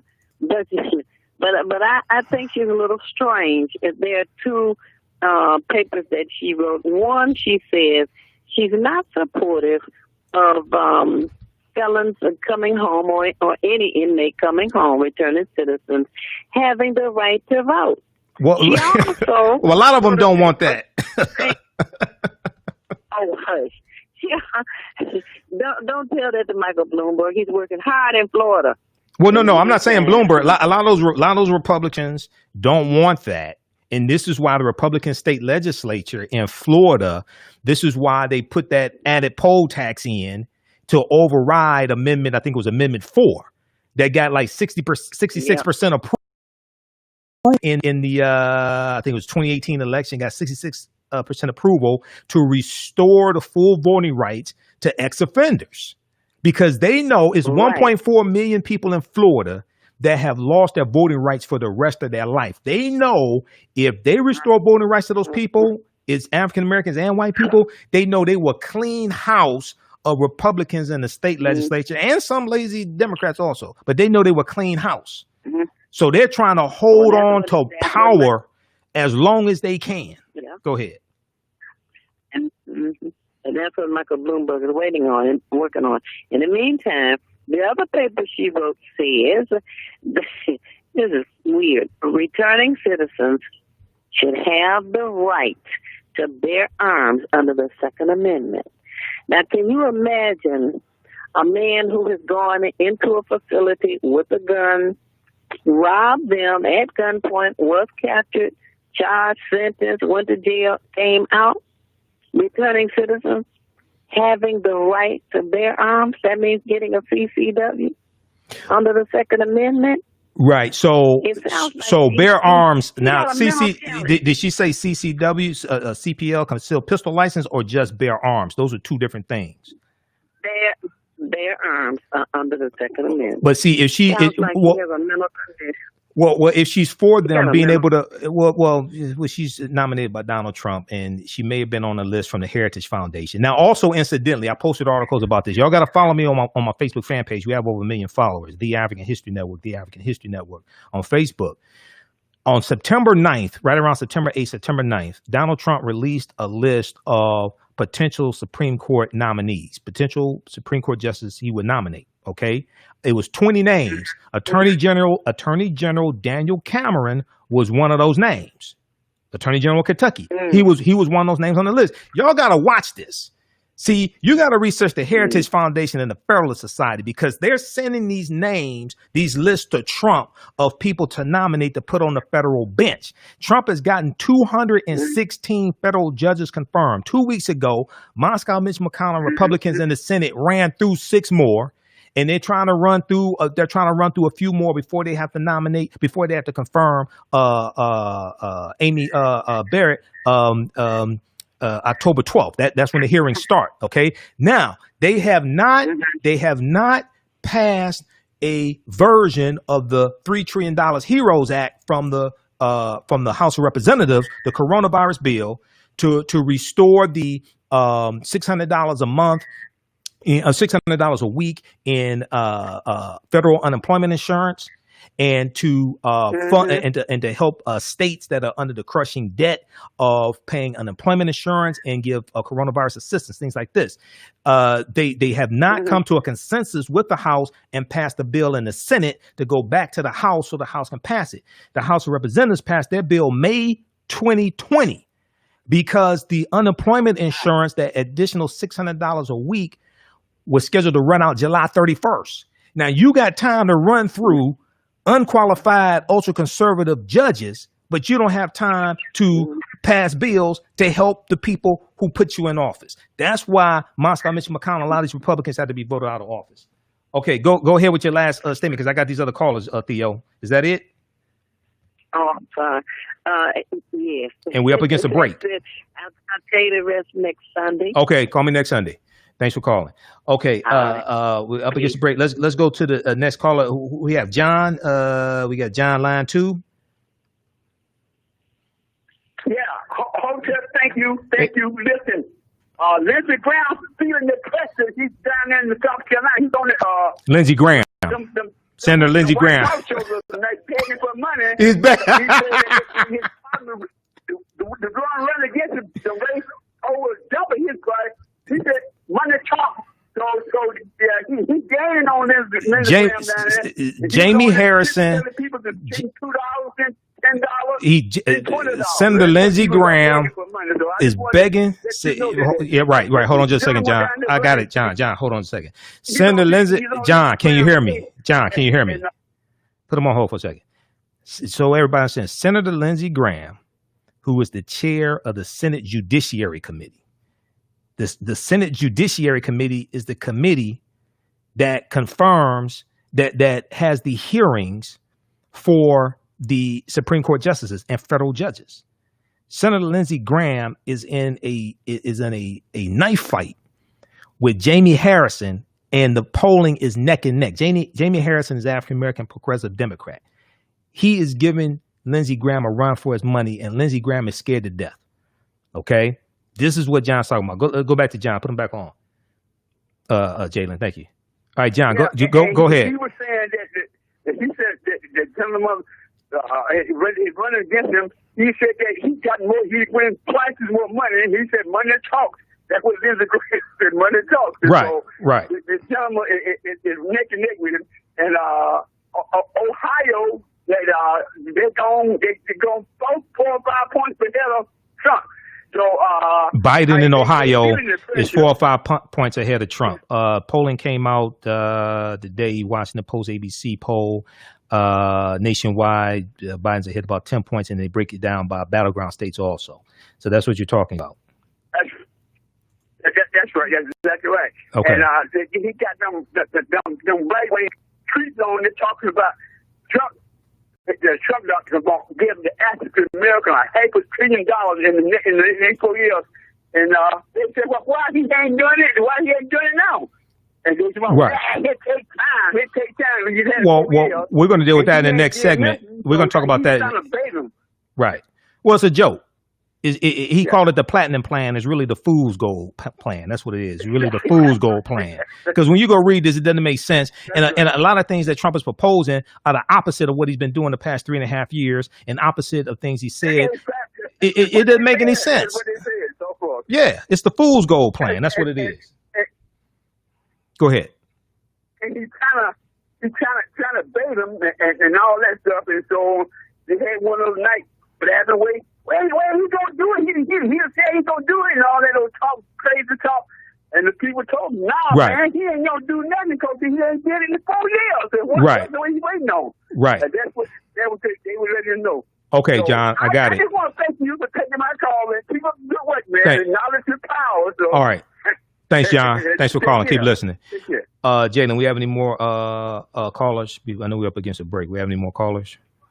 No other callers. Okay. All right. We'll be back in a few minutes. On the other side of the break, we're going to break down Donald Trump's Fool's Gold Plan for Black America. You listen to the African History Network show right here on 910 AM, Superstation Future Radio. I'm Michael Imhotep. We'll be back in a few minutes. Stand by, everybody. Stand by. Coming up, let's see here. Who the hell is this? Stand by, everybody. We'll be back in a couple minutes here.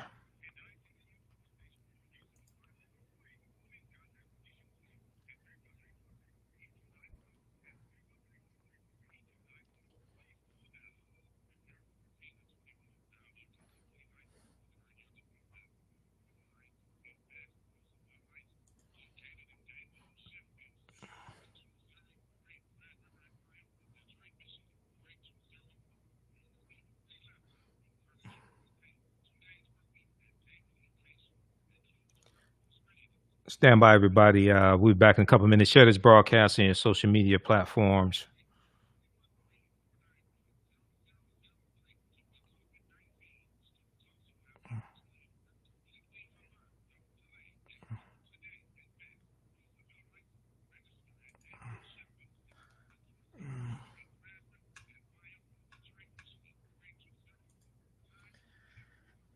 All right, let's see who we have here. Stand by. I'm trying to get ready for this next segment. Okay, we got Eric Taylor, Mark, Cedric. Still waiting on the stimulus. Yeah, it's about 9 million people. Cedric, interesting you mentioned that. There are about 9 million people who have not claimed their stimulus checks. I think it runs out. I think the deadline is end of this month, September 30th. So check that out. Go to irs.gov/coronavirus. You got Mark, Cedric, Ellen.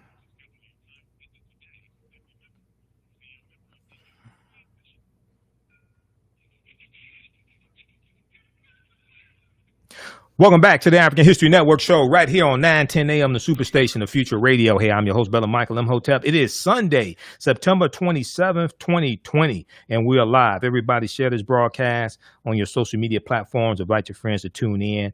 We have a lot to talk about. You can also watch these shows in their entirety on our Facebook fan page, The African History Network, and my YouTube channel, Michael Imhotep. And they are also in audio podcast format. Go to AfricanHistoryNetwork.com, AfricanHistoryNetwork.com, and click on Listen to Podcasts. And wherever you get your podcast from, search for The African History Network Show, The African History Network Show. Okay. All right. So right before the break, we were taking a few callers, and we were talking about the Breonna Taylor case. And then I want to go to this last clip here, then with Breonna Taylor. Then we're going to deal with Donald Trump's Fool's Gold plan for African Americans. He calls it the Platinum Plan. It's really the Fool's Gold plan when you go through and read this. And when you compare that to Joe Biden's 22-page agenda to empower the Black community. Now, you know, the previous 5 weeks, we've been taking one segment of that plan. It's broken into 6 parts. Past 5 weeks, we've gone through and broken that down. Go back and listen to those previous shows. You can also read it at joebiden.com, okay? Because I talked to a lot of people, and they didn't even know it existed. It came out May 4th, 2020. Where have you been? I don't understand this, okay? So, and then next week, we'll deal with part 6. Okay, and I'm breaking these up from the shows. We'll put these on YouTube so you can go through and watch. And we have to be educated on this. When you go through and read Biden's plan, this shows you directly how policies and laws and regulations directly impact the conditions of African Americans. Then the following week, either next week or a week after that, we'll break down Biden's Build Back Better in economic plan for America. Okay. And this all deals with understanding politics. Politics is the legal distribution of scarce wealth, power, and resources, and the writing of laws, statutes, ordinances, amendments, and treaties, their adoption, interpretation, and enforcement. Politics impacts every aspect of our lives, from the water we drink to the air we breathe to the food we eat. Now, that doesn't mean that we don't need economic empowerment. I'm all for that. My degree's in business administration. I understand that better than most people. Taught entrepreneurship for 7 years, managed a business consulting company for 7 years, managed companies where we had contracts with the city of Detroit, county of Wayne. Wayne is the county that Detroit is in, and the state of Michigan. Okay, so I understand entrepreneurship, economic empowerment, and I see the role that government plays also. The problem is a lot of people don't understand how all this connects and don't understand laws, policies, regulations, etc., and how that impacts us. Okay, so I want to go to this next clip here. I think we have it queued up, Jalen. This deals with a new element, another new element in the Breonna Taylor case. This deals with body cam footage that surfaced minutes after the shooting took place, but we were told there were no body cams and were no body cam footage. This is from the Readout, MSNBC, Joanne Reed. Let's go to this clip. Let's talk a little bit about this case itself. There was some video that came out that was played earlier today on MSNBC, I believe on Ayman Mohyeddin's show, and it actually shows the police officer who was shot in the leg, who took a round in the leg, one of the officers who was not charged. And there's the video here, which was released apparently by the officer, if I'm correct, which raises a question to me. I thought they didn't have cameras on. So if they didn't have cameras on and body camera footage, cameras on inside of where they shot Breonna Taylor, how do they get it? That's a very good question, Joy. What we know is that the cops who actually beat down Breonna's door were undercover narcotics cops. And what they told us, the LMPD and other entities in the city, is that they don't have body cameras because their work is undercover, and having it up here would obviously give you away. What we also know is that immediately after an officer was shot, they put out a call on the radio for what's called a 1030, which is an officer down and a request for anyone in the area to respond. And we know that SWAT and several other police entities responded and that they did have body cam. The New York Times has actually used the local open records law to try to FOIA for that body camera footage. And so far we've been told that we can't have it because it's part of this pending investigation. I suspect that what you are seeing there is the camera of one of the SWAT officers who came in response. It would be very bad for this police department if that was actually one of the narcotics officers, where we have been told, you know, in written letters to not just the New York Times, but the Courier Journal and others, that those body cam videos just exist. Well, if they're claiming that the shooting was completely righteous, what are they investigating is one question. Another thing is that the initial police reports don't seem to have reflected anything that was accurate. It was not in the police reports that no aid was rendered. It seems that police were not honest about what they put in their reports. And Vice has a piece out talking about how the initial police report actually did not conclude that Breonna Taylor's boyfriend is the one who shot a police officer in the leg, leaving open the possibility it was friendly fire. So day after day, more information comes out that makes you, this is like Arsenio Hall things that make you go, When you look at the reporting from USA Today, from the Louisville Courier, and Joanne Reed referenced it right at the end, this article that came out September 27, 2020, Ballistics report doesn't support AG claims that Kenneth Walker shot cop. Okay. The Kentucky State Police report says that, quote, due to limited markings of comparative value, end quote, the 9mm bullet that hit and exited Mattingly, Officer Mattingly, was neither, quote, identified nor eliminated as having been fired from Walker's gun, Kenneth Walker's gun. But at the press conference, Attorney General Daniel Cameron, I don't think he said this, correct me if I'm wrong, he didn't say that Hankinson, he didn't say that Officer Hankinson had been issued a 9mm weapon also from the Louisville Metro Police Department. So why didn't he tell us this? This is an example of how elections have consequences. This is what happens when you have a terrible attorney general. This is what happens. Okay? So keep playing around if you want to. All right. Speaking of playing around, Donald Trump released his platinum plan on Friday, September 25th in Atlanta, of all places, but it's really a fool's gold plan. This is targeting African Americans, okay? And this is really a joke. It was thegrio.com has an article about this, also Forbes.com. Forbes.com's the name of that article, More Than Juneteenth. What's in Trump's $500 billion platinum plan for Black America, all right? And very quickly here, if we look at the article from thegrio.com written by Nye Magee, Magee, we posted it on our Facebook fan page, The African History Network. Oh, people were clowning it. We got like over 1,000 likes on this. We got 1,100 comments. People were saying, don't fall for this. People are starting to realize Donald Trump is a fraud. And if you see this stuff, this story breaking about his taxes, this is what I was telling you back in 2016. You know, I was right here on this station day after day in 2016 and on the Michael Imhotep show on the Empowerment Radio Network, warning you about Trump, saying we got to stop Trump. All that stuff I said in 2016 has come out to be true. So I just, okay, whatever. Just want to keep playing around. Okay.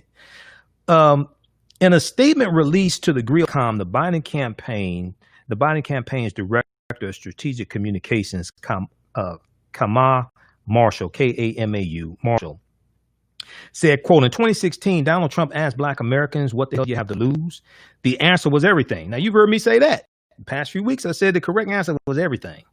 Okay? Your life, your business, your car, your house, your apartment, a loved one, your economy, your health insurance. Correct answer was everything. Donald Trump has been in office for nearly 4 years, and the results have been devastating for African Americans. Trump lied about the danger of COVID-19 and failed to contain the virus, and tens of thousands of Black Americans have lost their lives. 1/5 of the people who have died from coronavirus are African Americans. So you're dealing with about 40,000. Okay. More than 1.5 million additional African Americans are unemployed than at the same time last year, and 400,000 small businesses have closed because of the economic fallout from the crisis. Now, we look at the reporting from Forbes.com. As of April of 2020, 41% of Black-owned businesses have shut down because of COVID-19. They're going out of business. Now, it's probably 50% of African-American-owned businesses. There was 4 million before coronavirus crisis. You lose 2 million, okay? In his little plan, Donald Trump talks about increasing the number of African-American owned businesses by 500,000. Well, hell, if the reporting is correct, we've lost 2 million. Okay, since like January. So if you're talking about you're going to bring back 500,000 and we lost 2 million, what are you talking about? Come on. This is a plan for people who can't read. So now with 39 days to the election, this is when he released it. 39 days before the November 3rd election, he releases this Roland Martin called the aluminum foil plan. I call it the fool's gold plan because that's what it really is if you read it. And you compare that to Joe Biden's 22-page plan to empower Black America. Now, with 39 days to the election, Trump is making more empty promises. Black voters won't fall for it. They know that Vice President Biden and Senator Harris are the candidates in the race with a real plan to create jobs, address racial equity, close the racial wealth and income gaps, and lower health care costs. Okay. And while Donald Trump fans the flames of race and division, Joe Biden and Kamala Harris will bring Americans together to advance racial equity and root out systemic racism. Donald Trump doesn't even want to address systemic racism. Bob Woodward, in the interview, had to ask him twice about systemic racism. First, he denied that systemic racism existed. Then he said, well, if it does exist, it's much worse in other places. It's much worse in other countries. He doesn't want to address systemic racism. Critics have noted that lawmakers have already introduced much of Donald Trump's plan, or it has been opposed by his own officials. Critics have noted that lawmakers have already introduced much of Donald Trump's plan, or it has been opposed by his own officials. Senator Kamala Harris, for instance, introduced legislation over the summer to make Juneteenth a national holiday. The Grill reported on this, but it was blocked by Senator Ron Johnson, a Republican from Wisconsin, who's an ally of Trump. So Trump is saying he's going to make Juneteenth a national holiday. Why don't you tell Ron Johnson to stand down when they were trying to get it passed in the Senate? Because Ron Johnson blocked it. Together with my colleagues, Cory Booker, Tina Smith, and Ed Markey, we are proposing that Juneteenth be a national holiday, Senator Kamala Harris said in June, quote, and we are dropping that bill saying that Juneteenth should be a national holiday. Okay, they're releasing the bill. I want to go to this clip here from Roland Martin Unfiltered. This is from September, that Friday, I think, September 25th, 2020, I think it was. This deals with Trump's Black Agenda Platinum Plan. It should be called the Aluminum Foil Plan. Let's pick this up already in progress. We have that clip, Jalen? Yes. Okay, let's go to that clip. All right, folks, we're going to further continue our deconstruction of this Platinum Plan with economist Dr. William Spriggs, of course, economist with the AFL-CIO, also Howard University. All right, Bill, so let's, first of all, it's an insult, the name of this, the Platinum Plan. I guess he thinks that's going to appeal to Black folks who like diamonds, gold, and platinum. So let's just sort of deal with that. But I want to take this thing through, and I want to go one by one because, and I'm calling this a deconstruction for a reason, because we did the exact same thing with Joe Biden's plan, where we went through this whole deal and we laid out exactly in terms of what it calls for. And so let's deal with this that he's touting. First of all, we're going to go to the first thing, 3 million jobs. He said, let's just pull the other graphic up, y'all. It's between the two. So go there. First, 3 million new jobs for the black community. Did he say how that's going to happen? No, he didn't. But let's remember he's in the hole because we have fewer jobs than he took office right now. He took office and black unemployment was 7.5%. It dropped down to what, 5% in late 2019. Right now, unemployment is what, 13%? Yes, count it up. Is the school, right. So the point that you tell me at halftime we were ahead. Right. So it was 7.5% in. It was here. Now it's 13%. So when you say I'm going to add 3 million new jobs, all you doing is talking about I'm going to replace what we lost. What he lost. What he lost, right. Since he wants to claim everything. All right, next one. He said create 500,000 new black-owned businesses. How? He doesn't say how he's going to do it. If he doesn't address discrimination in lending, he can't. And we saw what his Treasury Department did. The payroll protection program rolled out, and black businesses were disproportionately hurt because their competitors got loans, they did not. And we know that within that short space of time, we lost a way disproportionate share of black jobs, while his Treasury Department did nothing. It took Congress to come back, reauthorized the PPP program, and directed the money went to CDFIs, community development financial institutions, depository institutions, so that the money would get to black businesses. $1 late. But here's the other deal. But we've also we're losing the opportunity to just keep the number of businesses, and he failed. We've been losing businesses because of COVID, and so when you say you're going to add 500,000, same thing. You're trying to add what we actually lost. So let's go to the guys. Pull the next one up. Put the graphic up, please. Come on. I need the graphic. Come on, the graphic, please. Thank you. Thank you. That one. Increase access to capital in black communities by almost $500 billion. Okay, but here's the piece. Y'all, read the details. Come down to my graphic, please. Where the $500 billion comes from is seeking infrastructure funding that will lead to widespread growth in the annual $500 billion. He's talking about the same money. So that's not $500 new billion. He's like, oh, I'm just touting what is over here in an infrastructure plan.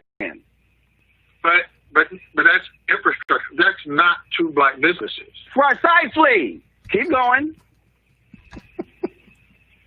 That's just again, people. Next item on the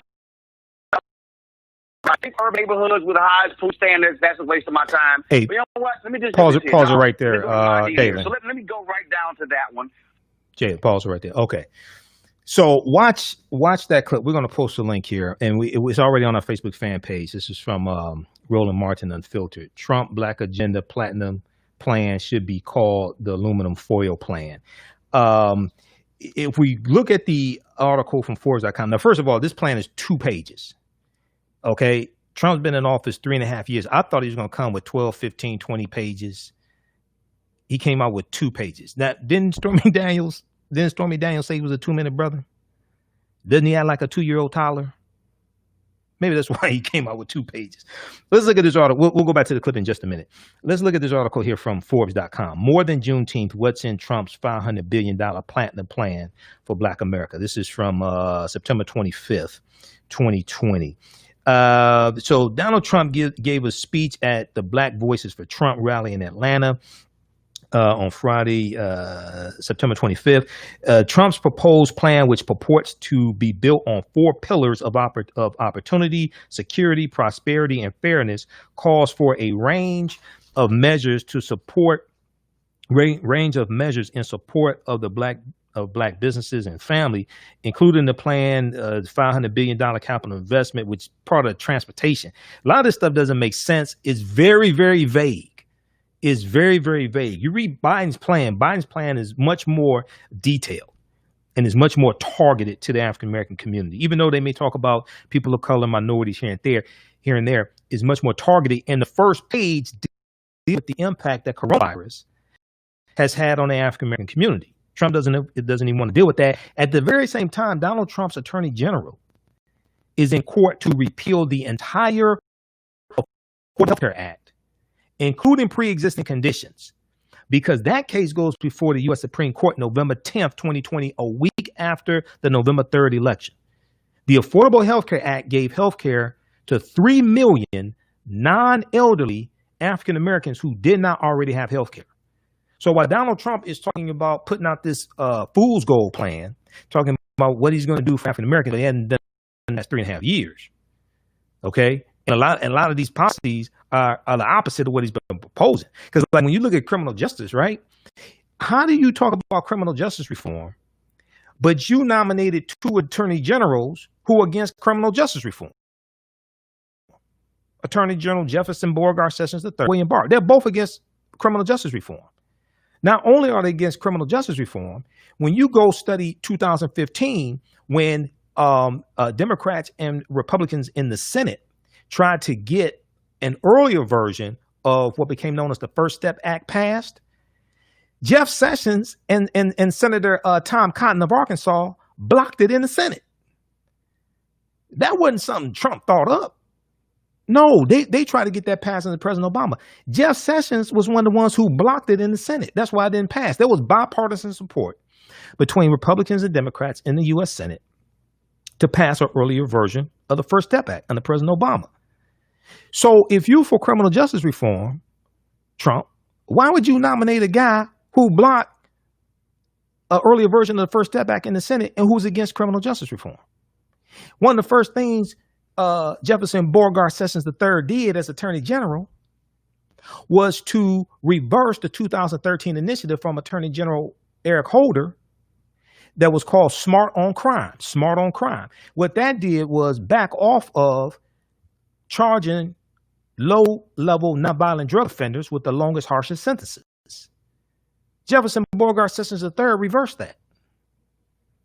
So if you're for criminal justice reform, why would you nominate the Attorney General against criminal justice reform?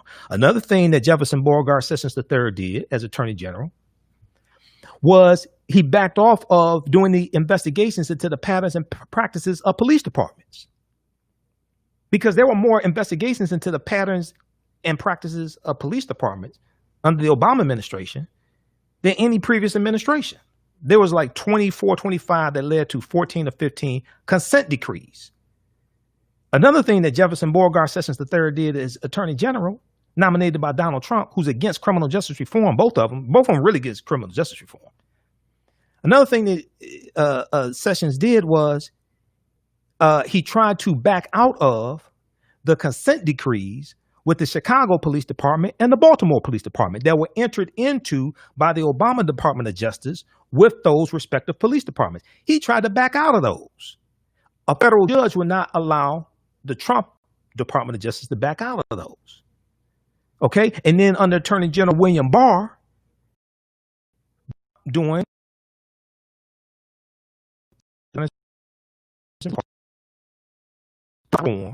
in those police, but you say you're for criminal justice reform. Another thing Trump did was, in August of 2016, the Obama administration announced that they were not going to renew federal contracts with private prisons for federal prisoners. They can't abolish them for state prisons because of the 10th Amendment.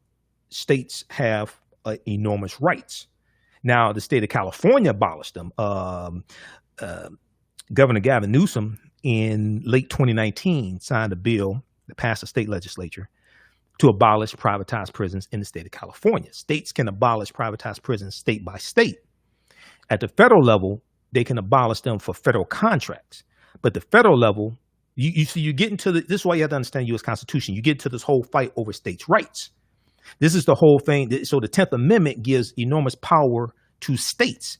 This is why when we deal with policing and control over policing, states and local government have more control over policing than the federal government. There's some things that you can do at federal government, but the majority of the control is over state at the state and local level.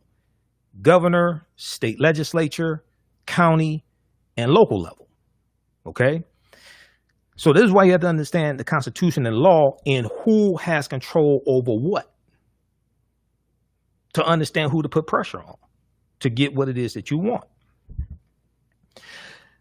So August of 2016, when that announcement comes out from the Obama administration, the stock prices of Core Civic and Geo Group take a huge hit. AtlantaBlackStar.com has an article about this. You can go research all this, okay? Core Civic and Geo Group are the two largest owner-operators of privatized prisons in the country. Core Civic used to be called Corrections Corporation of America.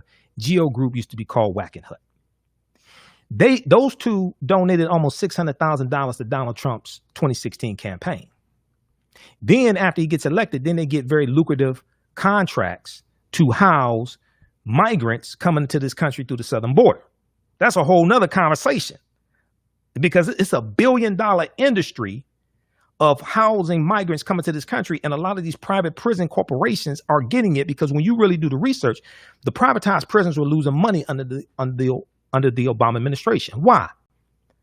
Because the U.S. prison population dropped to its lowest point in 20 years in December of 2015 under President Obama. Nobody wants to talk about this. I don't understand. There have been articles written about it. Why people don't want to talk about this, I don't understand this. December 2016, the Department of Justice report came out that talked about December 2015, how the U.S. prison population dropped to its lowest point in 20 years. Privatized prisons were losing money under Obama.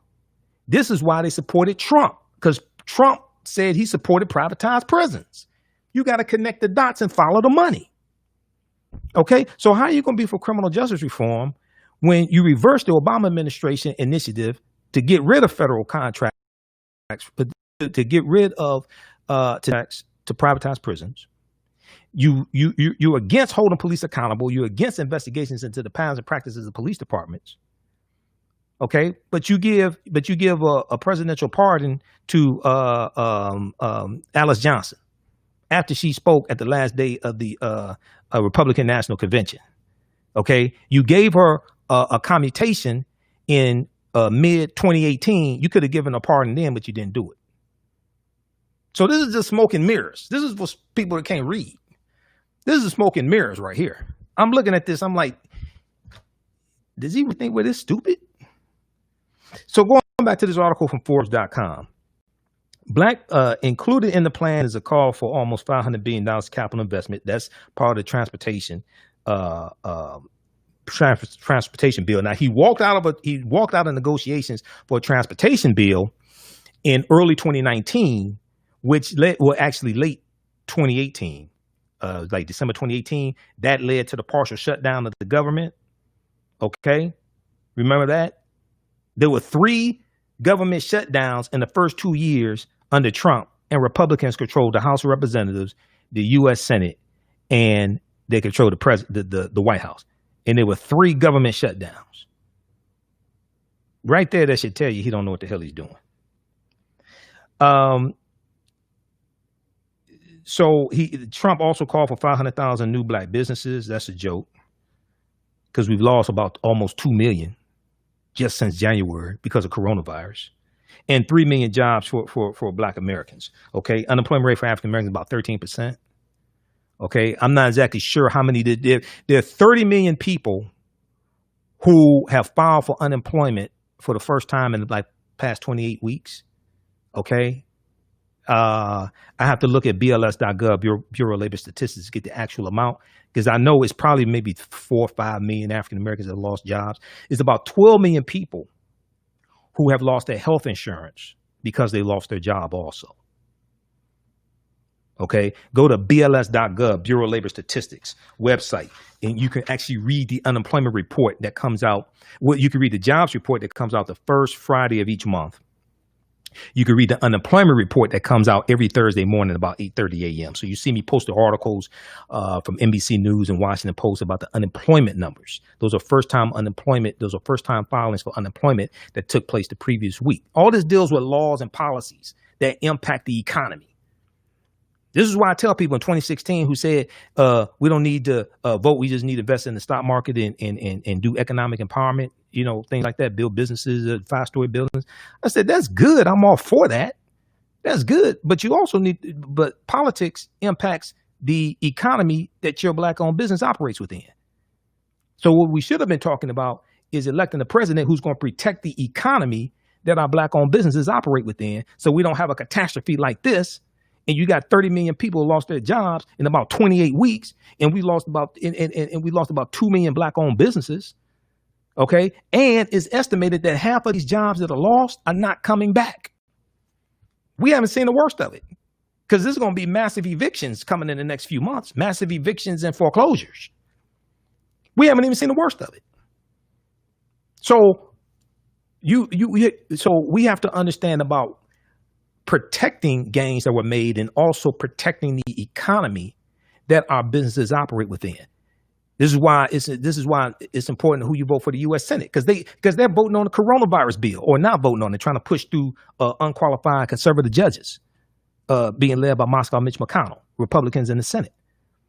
Okay, all this deals with politics. Politics is the legal distribution of scarce wealth, power, and resources, and the writing of laws, statutes, ordinances, amendments, and treaties, their adoption, interpretation, and enforcement. So if we look some more at this article from Forbes.com, Trump's proposal also references vague commitments for increases in Black employment and home ownership, offering very little details on both. He doesn't want to address redlining, all this stuff. Biden addresses redlining in his plan. Also, Biden addresses reparations. In, I think it's part 6 of his plan. Biden supports H.R. 40. It's in his agenda. Trump is against reparations, doesn't support H.R. 40. Moscow Mitch McConnell has already said reparations is dead on arrival in the U.S. Senate. So when I hear people say reparations now, reparations from who? Trump? McConnell? If you understand Article 1 of the U.S. Constitution, reparations has to pass through both chambers of the legislative branch of government. The U.S. House of Representatives, U.S. Senate. Reparations now from who? It doesn't make sense. This is why you have to understand the process to get what it is you want. It's a legislative process. This is why a couple of weeks ago when I talked about understanding how to make legal arguments for reparations, in Article 1, Section 9, Clause 1 of the U.S. Constitution lays the foundation for a legal argument, which led to the abolishment of the international transatlantic slave trade by the U.S. Congress, March 2nd, 1807. History.com has articles about this. They have it at archives.gov. That law went into effect January 1st, 1808, as stipulated by Article 1, Section 9, Clause 1 of the U.S. Constitution. And then when you study the Amistad case of 1841, the U.S. Supreme Court case of the Amistad, and those Africans, Joseph Q, and those other Africans on that slave ship were set free. They were given their freedom by the U.S. Supreme Court, and the U.S. Supreme Court ruled that it was illegal for that ship to come into U.S. waters in the first place because it violated federal law, which is rooted in the Constitution. So Article 6 of the U.S. Constitution tells you that the U.S. Constitution, all the previous treaties and all the subsequent treaties are the supreme law of the land. So if you go to lawmakers arguing reparations, you don't go arguing morality, you go arguing law. The foundation's in the Constitution. There are court cases to back this up. The Amistad case is at archives.gov, landmark U.S. Supreme Court case. But if you don't understand history and law, you don't understand all of this and understand how to make the argument. So we have to understand what is the process, the legislative process in the House of Representatives and the Senate, and be signed into law by president. But it ain't going to come from this president because it's not going to pass the Senate. Not with McConnell there. He already told you it's dead on arrival. And Trump ain't going to sign it into law, even if it does. How much time we have left, Jalen?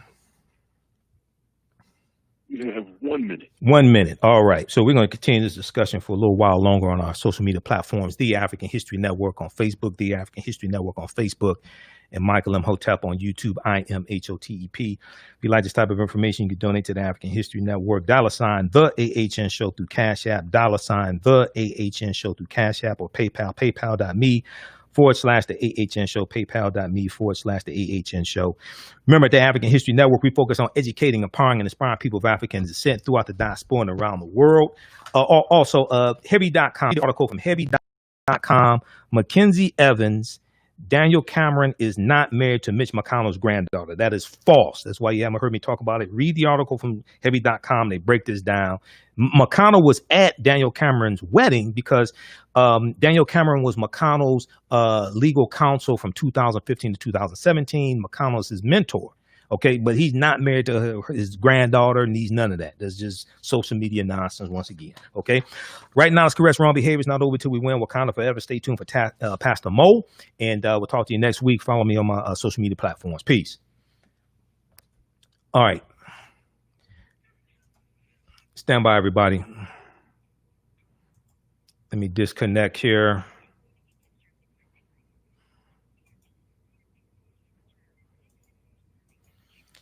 Stand by. Let me disconnect from the radio station. We'll continue for a little while longer.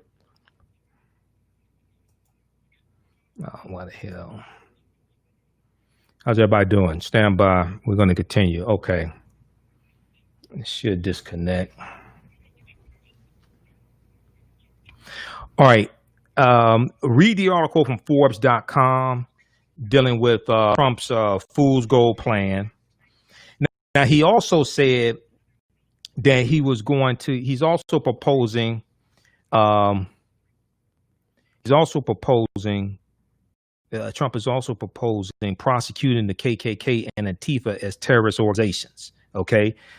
But Trump doesn't mention the Proud Boys, the Boogaloo Boys. He doesn't mention these white supremacist organizations.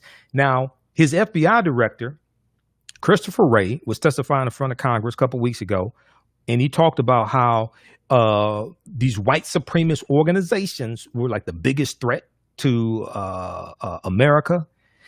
Antifa is not an organization. Antifa is an ideology. Antifa is not an organization. Okay, so Trump ignores the Boogaloo Boys and the Proud Boys and these other white supremacist organizations that show up to these rallies with assault rifles, things like this. He ignores them and he focuses on Antifa and the KKK. That doesn't make sense either. Okay, federal law officials have identified these other white nationalist organizations as key proponents of race-based hate in America.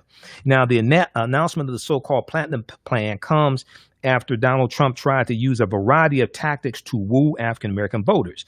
He has used executive orders, pardons, and over-the-top rhetoric in which he has compared himself to Abraham Lincoln to attract the attention of skeptical African-American voters. Now, this is after he said that Frederick Douglass is being recognized more and more each day.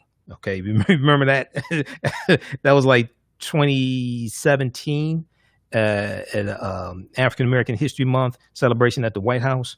Okay, so Donald Trump has used executive orders, pardons, and over-the-top rhetoric in which he compared himself to Abraham Lincoln to attract the attention of skeptical African American voters.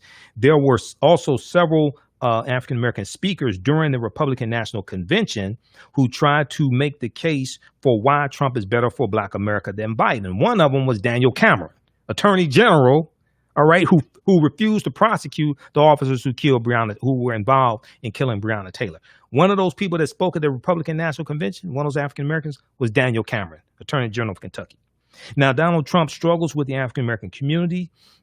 These struggles are well known. He received just 8% of the African American vote in 2016, and a poll this week by Quinnipiac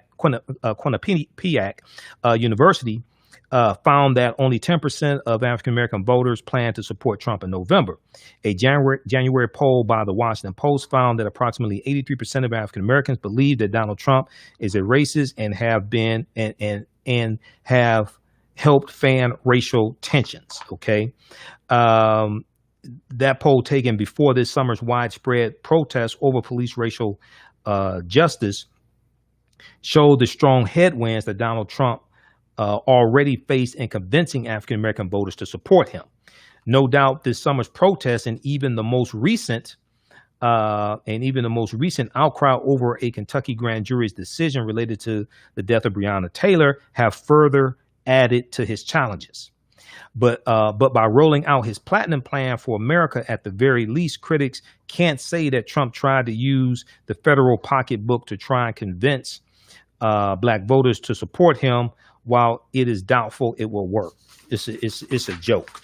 Okay, you can read it at Donald Trump's website. When you read these articles, they have the link to it. It's 2 pages. Okay, I want to go back to let's try to go back to this clip here from Roland Martin Unfiltered. Let me pull it back up because we disconnected from the radio station. So I do 2 hours on radio here in Detroit. I've been doing radio 10 years. On 910 AM, the Superstation, the Future Radio. I've been doing 4 years there. Okay, and I used to do Nasty Syndicated Radio. I used to guest host Roland Martin's Nasty Syndicated Radio show a lot, the Roland Martin Show. We're going to pick this back up. Roland Martin is speaking with economist Dr. William Spriggs. Now, Dr. William Spriggs is actually an economist. He has a PhD in economics, okay? And he teaches at Howard University. And he's also the economist for one of the labor unions. I forgot which one. I want to go back to this clip. Now, in the beginning of this clip, we'll post a link here. You can watch it in its entirety. We already posted it on our Facebook fan page. In the beginning of this clip, Roland speaks with Dillard University President Walter M. Kimbrough, and they're dispelling the myth that Donald Trump saved HBCUs with signing the bill.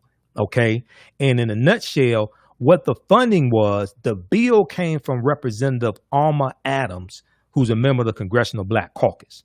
The bill passed the House of Representatives and the Senate. The bill had a veto-proof majority in the House and the Senate. That means that if the president vetoed the bill, you need a 2/3 majority in the House and the Senate to override a presidential veto. Okay? They had a veto-proof majority in both chambers of the legislative branch of government. Instead of Donald Trump vetoing the bill, then the legislative branch overriding his veto, which probably would have attracted more attention to it, what he did was he signed the bill into law and then took credit for signing the bill into law. But 1, it wasn't your bill. 2, that's not something that you ran on in 2016. 3, there was a veto-proof majority, so it was going to become law even if you vetoed it. Okay, this is what they break down and explain in the first part of this clip.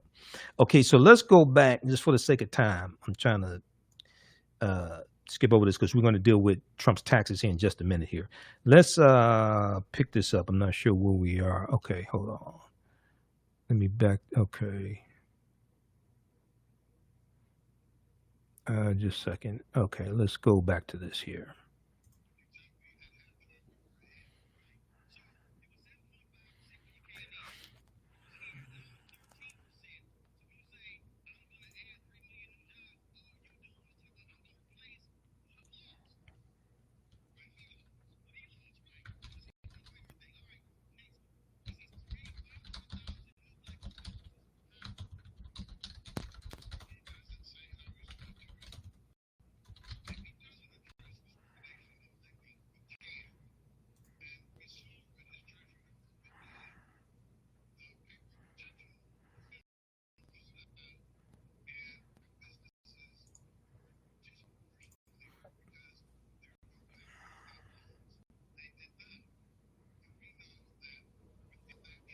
Face of time, we lost a way disproportionate share of black jobs, while his Treasury Department did nothing. It took Congress to come back, reauthorize the PPP program, and direct that the money went to CDFIs, Community Development Financial Institutions, and Minority Depository Institutions, so that the money would get to black businesses. $1 late. But here's the other deal. But we've also we're losing an opportunity to just keep the number of businesses, and he failed. We've been losing businesses because of COVID. And so when you say you're going to add 500,000, same thing. You're trying to add what we've actually lost. So let's go to the guys. Pull the next one up. Put the graphic up, please. Come on. I need the graphic. Come on. No, the graphic, please. Thank you. Thank you. That one. Increase access in black communities by almost 500 billion. Okay, but here's the piece. Y'all, read the details. Come down to my graphic, please. Where the 500 billion comes from is seeking infrastructure funding that will lead to widespread growth in the annual 500 billion federal contracting opportunities. He's talking about the same money. So that's right. That's not 500 new billion. He's like, oh, I'm just touting what is over here in the infrastructure plan. But that's infrastructure. That's not to black businesses. Precisely. Keep going. That's just again walking people through. Next item on the graphic. All right. Safe urban neighborhoods with the highest policing standards. That's a waste of my time. But you know what? Let me just do this here. Now, let me go to my deal here. So let me go right down to that one. So here's what's quite interesting about that. Because this is the detailed plan that I have right here. So he says that, y'all gonna love this one. National Clemency Program, got that. This is right here. Restore safety to America's great cities by working with police departments. I'm gonna bring in Rob and Amisha right here as well. And accountable models of policing, including diversity training and accreditation standards. Rob, how can you say you're going to have diversity training for cops when you just got rid of diversity training on the federal level? I was going to make that point. You know, he has an executive order getting rid of diversity and training, and he has an executive order where he doesn't want us to tell the truth about history. He says, so we don't want to deal with the fact that we've had racism. And he says this line in his executive order that says, you know, the Civil War dealt with this, and people are acting as if we were built on a racist country. We were, and we still haven't gotten rid of a lot of things, and we need to deal with it and really tell the truth about it. So he's not even telling the truth of history. He doesn't care about diversity and training. He's doing this to make some white people, and I guess the few black people that are supporting him, feel like they have something to talk about. Like, okay, we know you're saying racist stuff. We know you've done all this stuff, so we got to have something. And now he can just give them this talking point, like, I'm going to help black people by doing this. The man has been there for 4 years, and you're going to tell me 45 days before the election you got your black plan? You can say black people now? I mean, I'm just saying. Amisha, I'm looking here again under this whole deal of fueling access to capital for black-owned businesses. He says increase opportunities for small business lending and technical community development financial institutions in order to grow business and create generational wealth opportunities with over $400 billion in lending. Then he says, examine alternative ways to build credit, including rent, utilities, and phone bills. Make the Minority Business Development Agency permanent. Appoint its leader to the Assistant Secretary of Commerce level. Create a sub-office of African-American Affairs and engage with private sector advisors to ensure real-world plans and solutions. Increase the number of black-owned contracting businesses, financial services entities, and private equity investment funds through regulatory reform and up to $40 billion in government funding alongside traditional private investment. Advance lending relationships with financial institutions, particularly those businesses who weren't able to participate in PPP. Host senior executives from major financial institutions on a quarterly basis to advance new and equitable lending programs for black communities. All of this stuff that he said that he wants to do in the second term, he hasn't done in the first term. He could have done it first. He could have done it in first. Hell, he could have ran on it in the first term. There's nothing stopping President Trump, who also, be mindful of people, he already has the Senate. He could have done it immediately, long ago. Like, there is nothing stopping him from doing any of this. But to the point mentioned a minute ago, we have a president who is now listing off things that run in direct contrast to the things that he says on his stump speeches. He's not somebody who cares about race and equity. He thinks of those things as unpatriotic. And if you talk about them, then you're not American.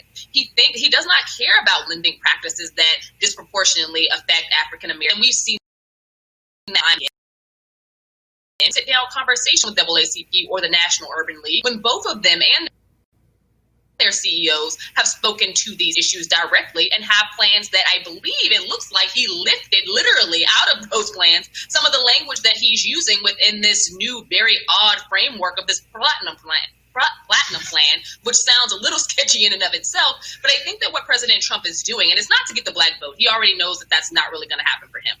What he is trying to do is to mitigate some of the disastrous commentary that he's had that makes some white people feel uneasy, particularly some white suburban women. So when you talk about there being this racist rhetoric, and you talk about there being, all of the issues that the Black Lives Matter movement has brought to the forefront, this is a president who now is saying, through means testing and through hearing a lot of what, the white people in the street who are holding BLM signs are saying, is that, hey, maybe if I put together this plan and bring out some trinkets of black people to Atlanta, because be mindful, the majority of the folks who were at that Atlanta gathering today weren't from Atlanta, they flew in from other places, then maybe, just maybe, I'll be able to show to good-meaning white people who otherwise would not, be fervent supporters of his, that I'm trying to do something.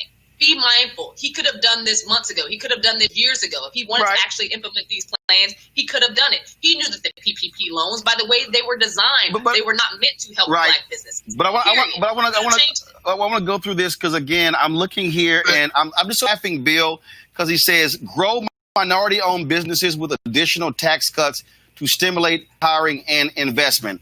Bill, have the tax cuts overall for all of America, have they stimulated hiring and investment? No, the economy actually slowed after the passage of this tax credit. So when you look at the growth of black employment, it was already underway when President Obama was president. And so what you look at is a path that actually slowed, and of course now it collapsed on him.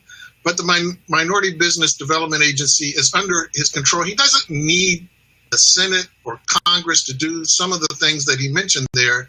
Instead, he undermined that agency. He gutted that agency.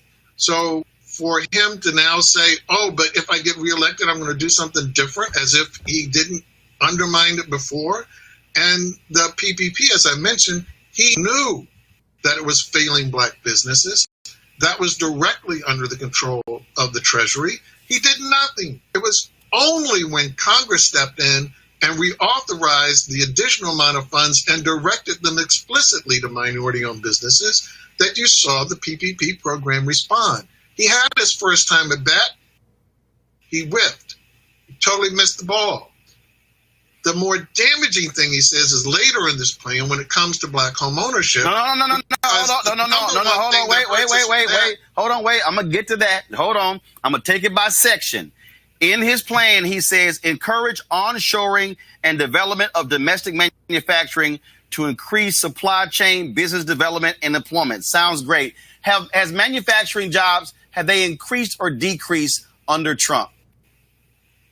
They've decreased, and in key states, Ohio and Michigan, the auto industry has, in fact, stalled and faltered under his control.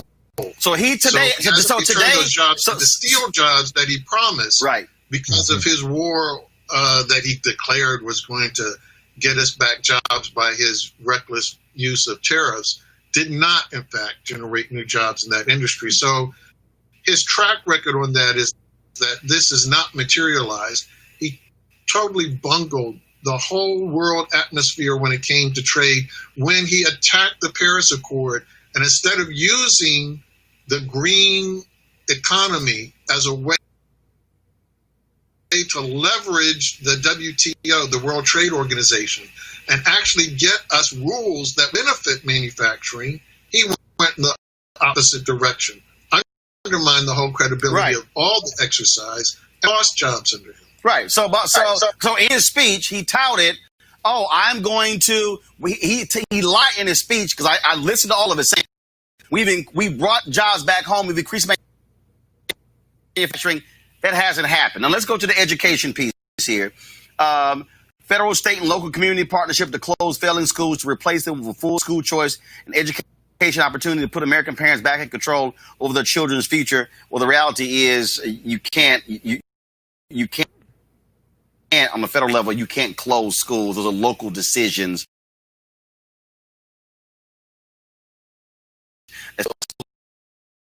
Okay, his school choice plan at a failing charter school in Cleveland. Rob, that had a score of an F found of K-12, and I said it's pretty stupid. Announce a plan and charter school. Well, that's how dumb he was. Continue to protect the vital role of HBCUs. Stand by. That's it. It's a line. Don't know what the hell that means. Increase the amount of Pell Grants and allow for vocational employment and second change homecomers. I don't know what the hell that is. Has he increased Pell Grants, Bill?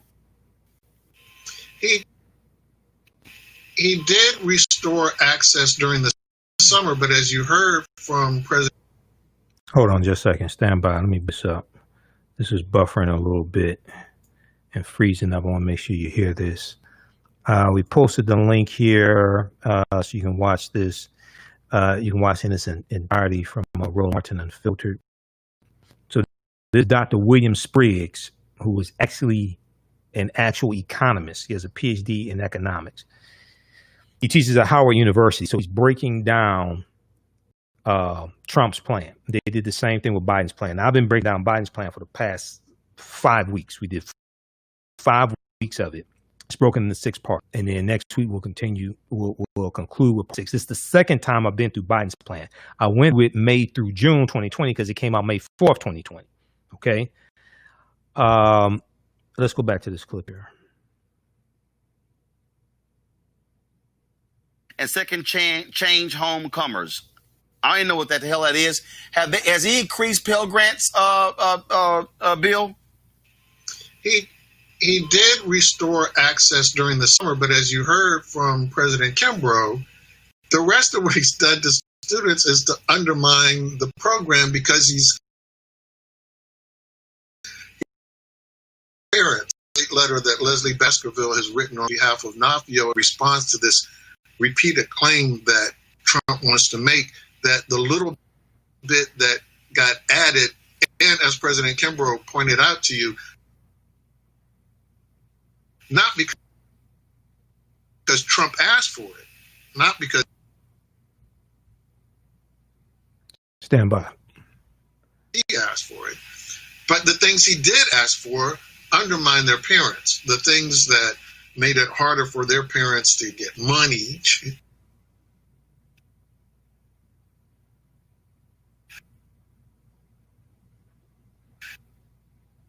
All right, it's buffering here.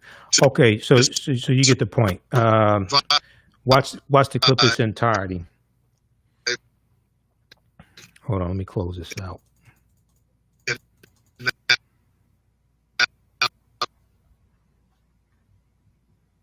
Just a second. Okay, so watch that clip in its entirety. Let's go to this story about Donald Trump and his taxes. So New York Times, BroHill.com picked it up also. I posted a couple of articles dealing with this.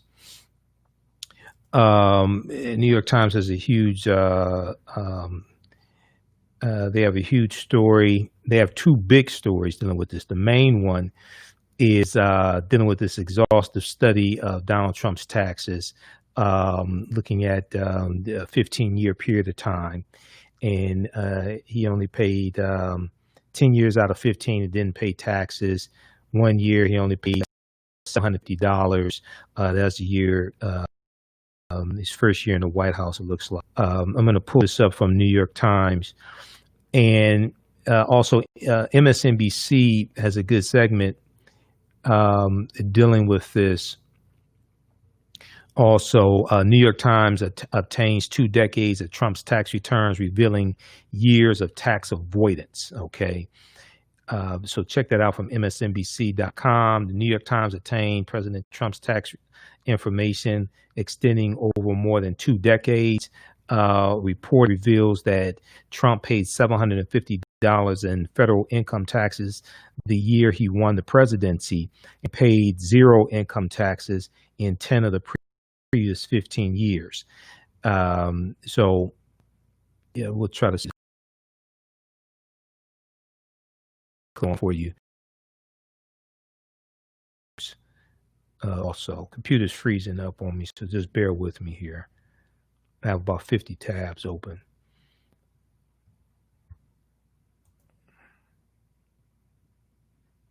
And I did not get a chance to print this article up ahead of time. Now, New York Times also has a article that breaks down 18 revelations from a trove of track records. 18 revelations from a trove of Trump tax records. Times reporters have obtained decades of tax information the president has hidden from public view. Here are some of the key findings. So they look at, let's see here. The New York Times has obtained tax return data for Donald Trump and his companies that covers more than 2 decades. Donald Trump has long refused to release this information, making him the first president in decades to hide basic details about his finances. His refusal has made his tax returns among the most sought after documents in recent memory. So he was like the first president in 40 years not to reveal his tax returns. And people suspect why. There's also suspicion that he's involved in money laundering as well. Okay. So let's look at this briefly here. So one, Donald Trump paid no federal income taxes in 11 of 18 years that the Times examined. In 2017, after he became president, his tax bill was only $750. 2, Trump has reduced his tax bill with questionable measures, including a $72.9 million tax refund that is the subject of an audit by the Internal Revenue Service. Okay, that's being audited. All right. Now, there are other years he could release, but even if he's under audit, you can still release it under audit. That doesn't impact the audit. You can still release it. Okay. All right. So when he keeps saying he can't release it because he's under audit, you can release the years that are not under audit. But just because you're under audit does not mean you can't release it. Also, it's important to note, because of Richard Nixon, about 1973, Richard Nixon, when Richard Nixon famously said, "I am not a crook," that was not dealing with Watergate. That was dealing with his taxes. It was revealed that Nixon owed an additional something like $470,000, $450,000 in taxes. Because of that, and then also because of Richard Nixon's vice president, Spiro T. Agnew. Spiro T. Agnew resigned from office 8 months before Richard Nixon because Spiro T. Agnew was hit with tax evasion charges and corruption charges. So he resigned from office. And then Gerald Ford became Nixon's vice president. Okay. So when Nixon resigns from office, when he actually leaves office, August 9th, 1974, Gerald Ford becomes vice president. Because of Spiro T. Agnew and Richard Nixon and their problems with taxes, there was a change to the IRS tax code. So the sitting president and vice president, their taxes are automatically audited by the IRS because of what happened with Spiro T. Agnew and Richard Nixon. CNN.com has a really good article dealing with this history behind this. And that's part of IRS tax code. Okay. So if we look at, if we go back and look at this here, so number 4, many of his signatures, including many of his signature businesses, including his golf courses, report losing large amounts of money, losses that have helped him to lower his taxes. 5, the financial pressure on him is increasing as hundreds of millions of dollars in loans he personally guaranteed are soon coming due. Okay. Then there's this whole thing with Deutsche Bank. Now, you've heard me talk about Deutsche Bank before, and we found out that Jared Kushner has a $285 million loan with Deutsche Bank that we did not know about before Jared Kushner went to work in the White House as a senior advisor. And then also Deutsche Bank was the only bank that would loan Donald Trump money. Now, Deutsche Bank had to pay a $600 million fine to the federal government because they got caught laundering about $10 billion in money from Russia. Okay, go research this. Deutsche Bank. Now, when Preet Bharara, who was the U.S. attorney from Manhattan, I think he was from U.S. attorney from Manhattan, if I remember correctly, when Preet Bharara was fired as U.S. attorney, so Donald Trump, one day he fires all the remaining U.S. attorneys. He asked Preet Bharara to stay on. Preet Bharara met with Trump in late 2016, and he was asked to stay on. It was during the transition. He was asked to stay on as U.S. attorney there in Manhattan. So he agreed to stay on. Trump fires the remaining attorney generals, including Preet Bharara. That firing took place on a Friday. 2 days before that, on a Wednesday, there were news stories how watchdog groups had asked Preet Bharara to investigate. It was some type of suspected corruption or some type of financial matter dealing with Trump. I forgot exactly what it was. But one of the things Preet Bharara was investigating, it came out after he was fired, was he was looking at possible charges against Deutsche Bank. Deutsche Bank is the bank that Trump owes a lot of money to. Okay. So you got to connect the dots on this. All right. So the financial pressure on Trump is increasing as hundreds of millions of dollars in loans he personally guaranteed are soon coming due. Next, even while declaring losses, he has managed to enjoy a lavish lifestyle by taking tax deductions on what most people would consider personal expenses, including residences, aircraft, and $70,000 in hairstyling for television when he was on The Apprentice. Okay, his bill for his hair care, paying for hairstylists, was $70,000 in total, not a year, but in total. Next, Ivanka Trump, while working as an employee of the Trump Organization, appears to have received consulting fees that also helped reduce the family's tax bill. Consulting fees. Next, as president, Trump has received more money from foreign sources and U.S. interest groups than previously known. The records do not reveal any previously unreported connections to Russia. Okay, so far. So you can read the rest of this. 18 revelations from a trove of tax records. You have that, and then you have the monumental reporting from the New York Times dealing with long concealed records show Trump's chronic losses and years of tax avoidance. That's the huge article. It printed out about 47 pages. On MSNBC, they talked about how they printed it out. It's about 47 pages. I haven't printed it out yet. I'll probably take it to the printer and get this printed out. I don't want to print out 47 pages at home. But this is extensive. Okay. The New York Times obtained Donald Trump's tax information extending over more than 2 decades, revealing struggling properties, vast write-offs, an audit battle, and hundreds of millions of dollars in debt coming due.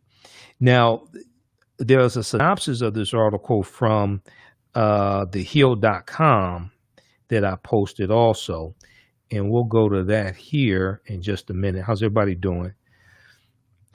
Everybody your social media. Follow us on our fan page, TheAHNShow,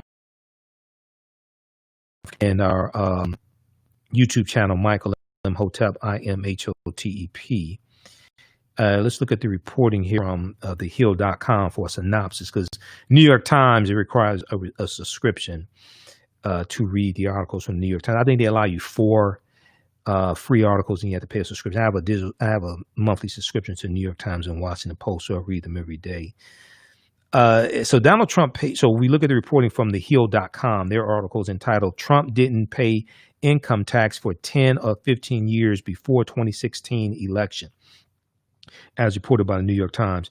Donald Trump paid no income taxes for 10 of the 15 years before he was elected president, and just $750 a year in 2016 and 2017, according to the New York Times, which obtained the president's tax information for the last 20 years. The Times found that Trump faces hundreds of millions of dollars in debt and struggling Trump Organization properties, and that he has taken advantage of a number of write-offs to avoid paying taxes. In a statement to the New York Times, Trump Organization lawyer Alan Garten, Garten, Alec Garten, said that, quote, most, if not all of the facts appear to be inaccurate, and reportedly took issue with the amount of taxes the Times reported that Trump has paid. Okay, so they took issue. So he took issue with the amount of taxes Trump has paid also. Quote, over the past decade, President Trump has paid tens of millions of dollars in personal taxes to the federal government, even though Trump won't provide any evidence of taxes. Now, he provided the financial statement, but the financial statement doesn't show the losses that he's taken and the losses he's claiming on his taxes, including paying millions in personal taxes since announcing his candidacy in 2015. Alan Garten said, a lawyer for the Trump administration. Hold on just a second here. Over here. Peacock. Include. I'm trying to cue up this clip here. So Trump himself also denied the New York Times reporting during a press conference on Sunday, September 27th, calling the story, quote unquote, totally fake news, okay, as he usually says, okay? Now, it's very simple. He can release his taxes. He doesn't want to do that because he doesn't want to see losses. I think he doesn't want people to see where money's coming from also. The IRS does not treat me well, he said. They treat me like the Tea Party. He continued referring to claims from GOP figures that the IRS targeted GOP-leaning groups during the Obama administration. The bombshell New York Times article revealed that Donald Trump faces payments on more than $300 million in loans that will come due in the next few years. And while revenue for his time hosting The Apprentice on NBC has mostly dried up, he has largely sold his stock portfolio. Trump reportedly made hundreds of millions of dollars from his work and related licensing on The Apprentice over the years, which was apparently invested back into Trump Organization businesses.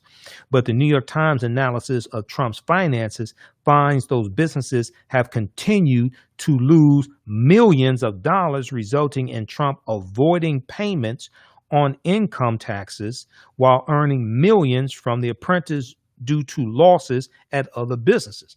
I told you, he's not a successful businessman. He's a fraud. Okay, he played a successful businessman on TV. The New York Times analysis of Trump's finances finds those businesses have continued to lose millions of dollars, resulting in Trump avoiding payments on income taxes while earning millions from The Apprentice due to losses at other businesses. Read my lips. I am not a crook. Now, the New York Times reports that Trump's tax records show $47.4 million in losses in 2018. $47.4 million in losses in 2018, despite Trump announcing in a financial disclosure statement that he made at least $434 million in 2018. Okay, so on his taxes, he claimed $47 million in losses. But in a financial disclosure statement, he claimed, despite announcing at least $434 million in 2018 in a financial disclosure statement. Other details revealed by the New York Times include that the Miss Universe pageant was most profitable under Trump and generated $2.3 million for he as a co-owner of the pageant. Trump Organization tax records also show, according to the New York Times, that between 2010 and 2018, the Trump Organization wrote off around $26 million in unexplained consulting fees. Between 2010 and 2018, the Trump Organization wrote off around $26 million in unexplained consulting fees. The consulting fees claimed as tax deductions for hotel projects in Vancouver, Canada, and Hawaii matched the payments Ivanka Trump reported more than $747,000 from a consulting company she co-owned, according to the New York Times. Also revealed in Sunday's report was the partial scope of Trump's overseas dealings, long a target of government ethics organizations due to concerns that foreign investors could seek to curry favor with Donald Trump through his businesses. Okay? This is one of the concerns, that pressure is being put on him by foreign investors that he owes money to. At least $73 million was made abroad by the Trump organization during the first half of Trump's term, according to documents. The New York Times reports that while Donald Trump paid just $750 in income taxes in the U.S. in 2017, Donald Trump or his companies paid more in other countries, including $15,598 in Panama, $145,000 in India, $156,000 in the Philippines. Okay, but according to the reporting from the New York Times, he paid $750 in income taxes in the U.S. in 2017. Now, House Ways and Means Committee Chairman Richard Neal, Democrat from Massachusetts, whose panel has been fighting for years to obtain Donald Trump's tax returns, said in a statement that Trump, quote, gamed, G-A-M-E-D, gamed the tax code to his advantage and used legal fights to delay or avoid paying what he owes, end quote. Today's report underscores the importance of the Ways and Means Committee ongoing lawsuit to access Mr. Trump's tax returns and ensure the presidential audit program is functioning effectively without improper influence, he said. Okay. Okay, you can read the rest of this article here. This is from thehill.com. This is from thehill.com. And Trump didn't pay income tax for 10 or 15 years before 2016 election, New York Times. You can read this for free. You don't have to have a subscription to thehill.com to read their articles. It gives a good synopsis of the reporting from the New York Times. All right, now I want to go to this clip here. This is from MSNBC. How's everybody doing? Ellen, Cheryl,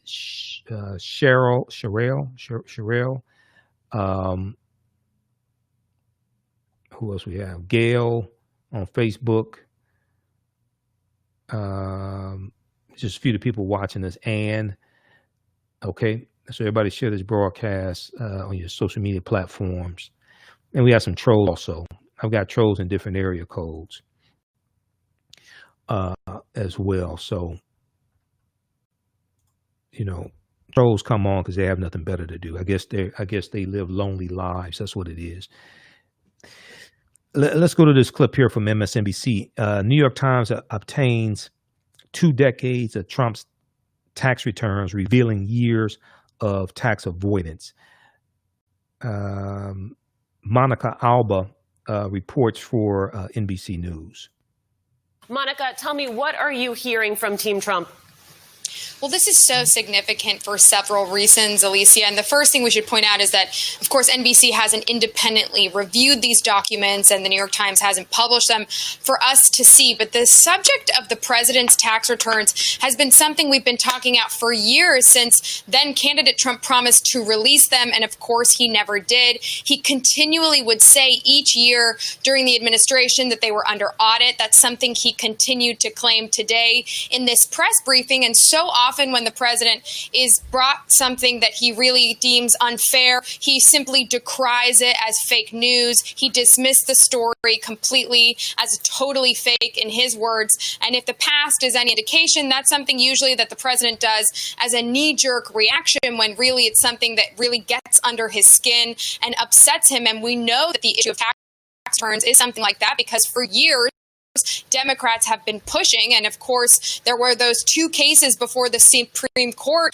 just last month that dealt with the president's tax returns, one that really was on the Hill and one that is the subject of investigation in New York. And neither and ultimately resulted with us getting our hands on those tax returns, and certainly no indication that will happen before the election. But it continues to be critical. And yes, the New York Times has said this is just the first of several reports.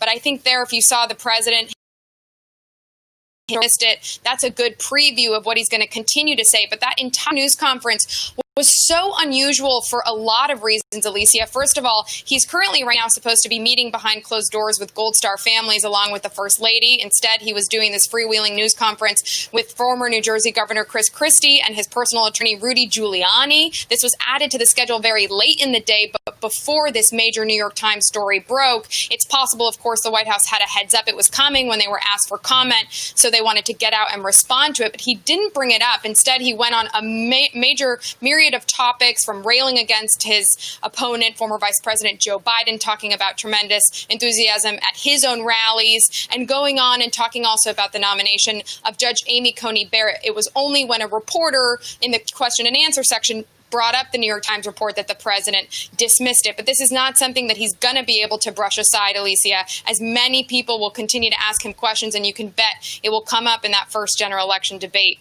on Tuesday night in Cleveland. Okay, so that was MSNBC. Check out that clip.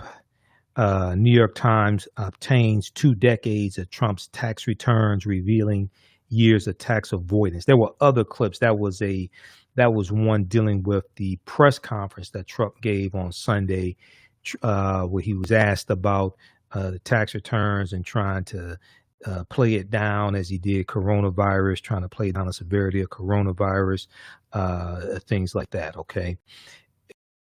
And let's see here. Okay. And also, if you want to ask African History Network, email us at customerservice@africanhistorynetwork.com, customerservice@africanhistorynetwork.com. Current promotion for 1 or 2 more days is about 1 month, get 2 months free. We have some new advertisers, and you'll see them featured here on our show also. Crea's Love Butter, Raw Shea Butter Collection. Revitalizes, restores. It's indulgent and essential. Okay, Crea's Love Butter is an idea gift for health conscious loved ones and is a pleasure to both give and receive. They've harnessed the restorative powers of raw shea butter and infused it with their love and passion for revitalizing skin that you will undoubtedly feel from the first use. Visit their website, creaslovebutter.com, CREAS, creaslovebutter.com. Put your skin in the game. Tech Core 2 has their Saturday classes for students. Classes started Saturday, September 26, 2020. It's not too late to sign up. Tech Core 2 offers 9 different tech classes for students in grades kindergarten through high school, including computer programming, coding, gaming, hip-hop and STEM and video production.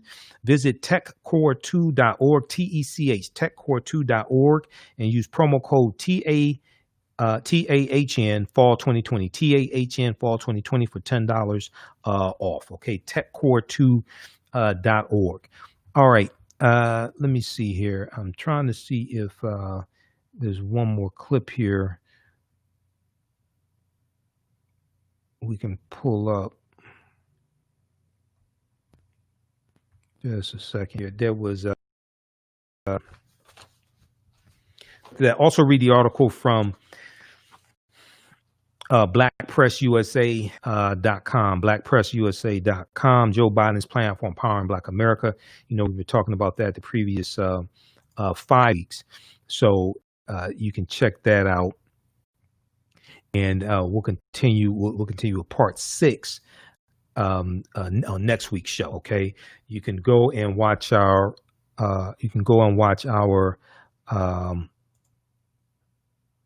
archive shows and the segments on our YouTube channel, Michael Imhotep, IMHOTEP, and also on Facebook, The African History Network, The African History Network on Facebook as well. Okay.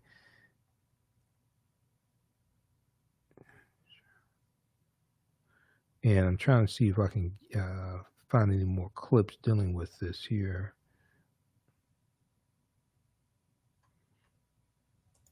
All right, that's all. Okay, that's all I see for now. All right. If you like this type of information, also you can donate to the African History Network, $ the AHN Show through CAP, $ the AHN Show through Cash App, and then also through PayPal, paypal.me / the AHN Show, paypal.me / the AHN Show through PayPal as well. Let me try one more thing here, because these other clips are not populating on MSNBC's website the way they should populate.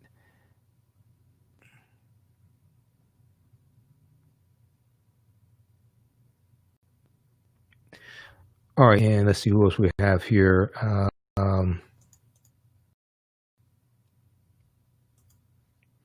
Okay, we have Linda, Leah. How you doing, Leah? Leah said Wakanda the vote. Right, that was a campaign that came out around the time the movie Black Panther came out. Hashtag Wakanda the vote. Google that. Wakanda the vote. Do you have a PayPal account? Send a donation. Patricia asked. Yeah, paypal.me / the AHN Show. paypal.me / AHN Show, or the PayPal, the email address associated with a PayPal account is theahnshow@gmail.com, theahnshow@gmail.com. Okay, and you can send it there. And then also, if you want to send a donation through PayPal, you can also send it using the friends and family option as well. If you can send it using the friends and family option, that's really good. Okay. I'm not sure why these other clips here are not populating dealing with Trump and his taxes from MSNBC, but we'll continue. We'll continue this discussion some next week. Let me try one other thing here.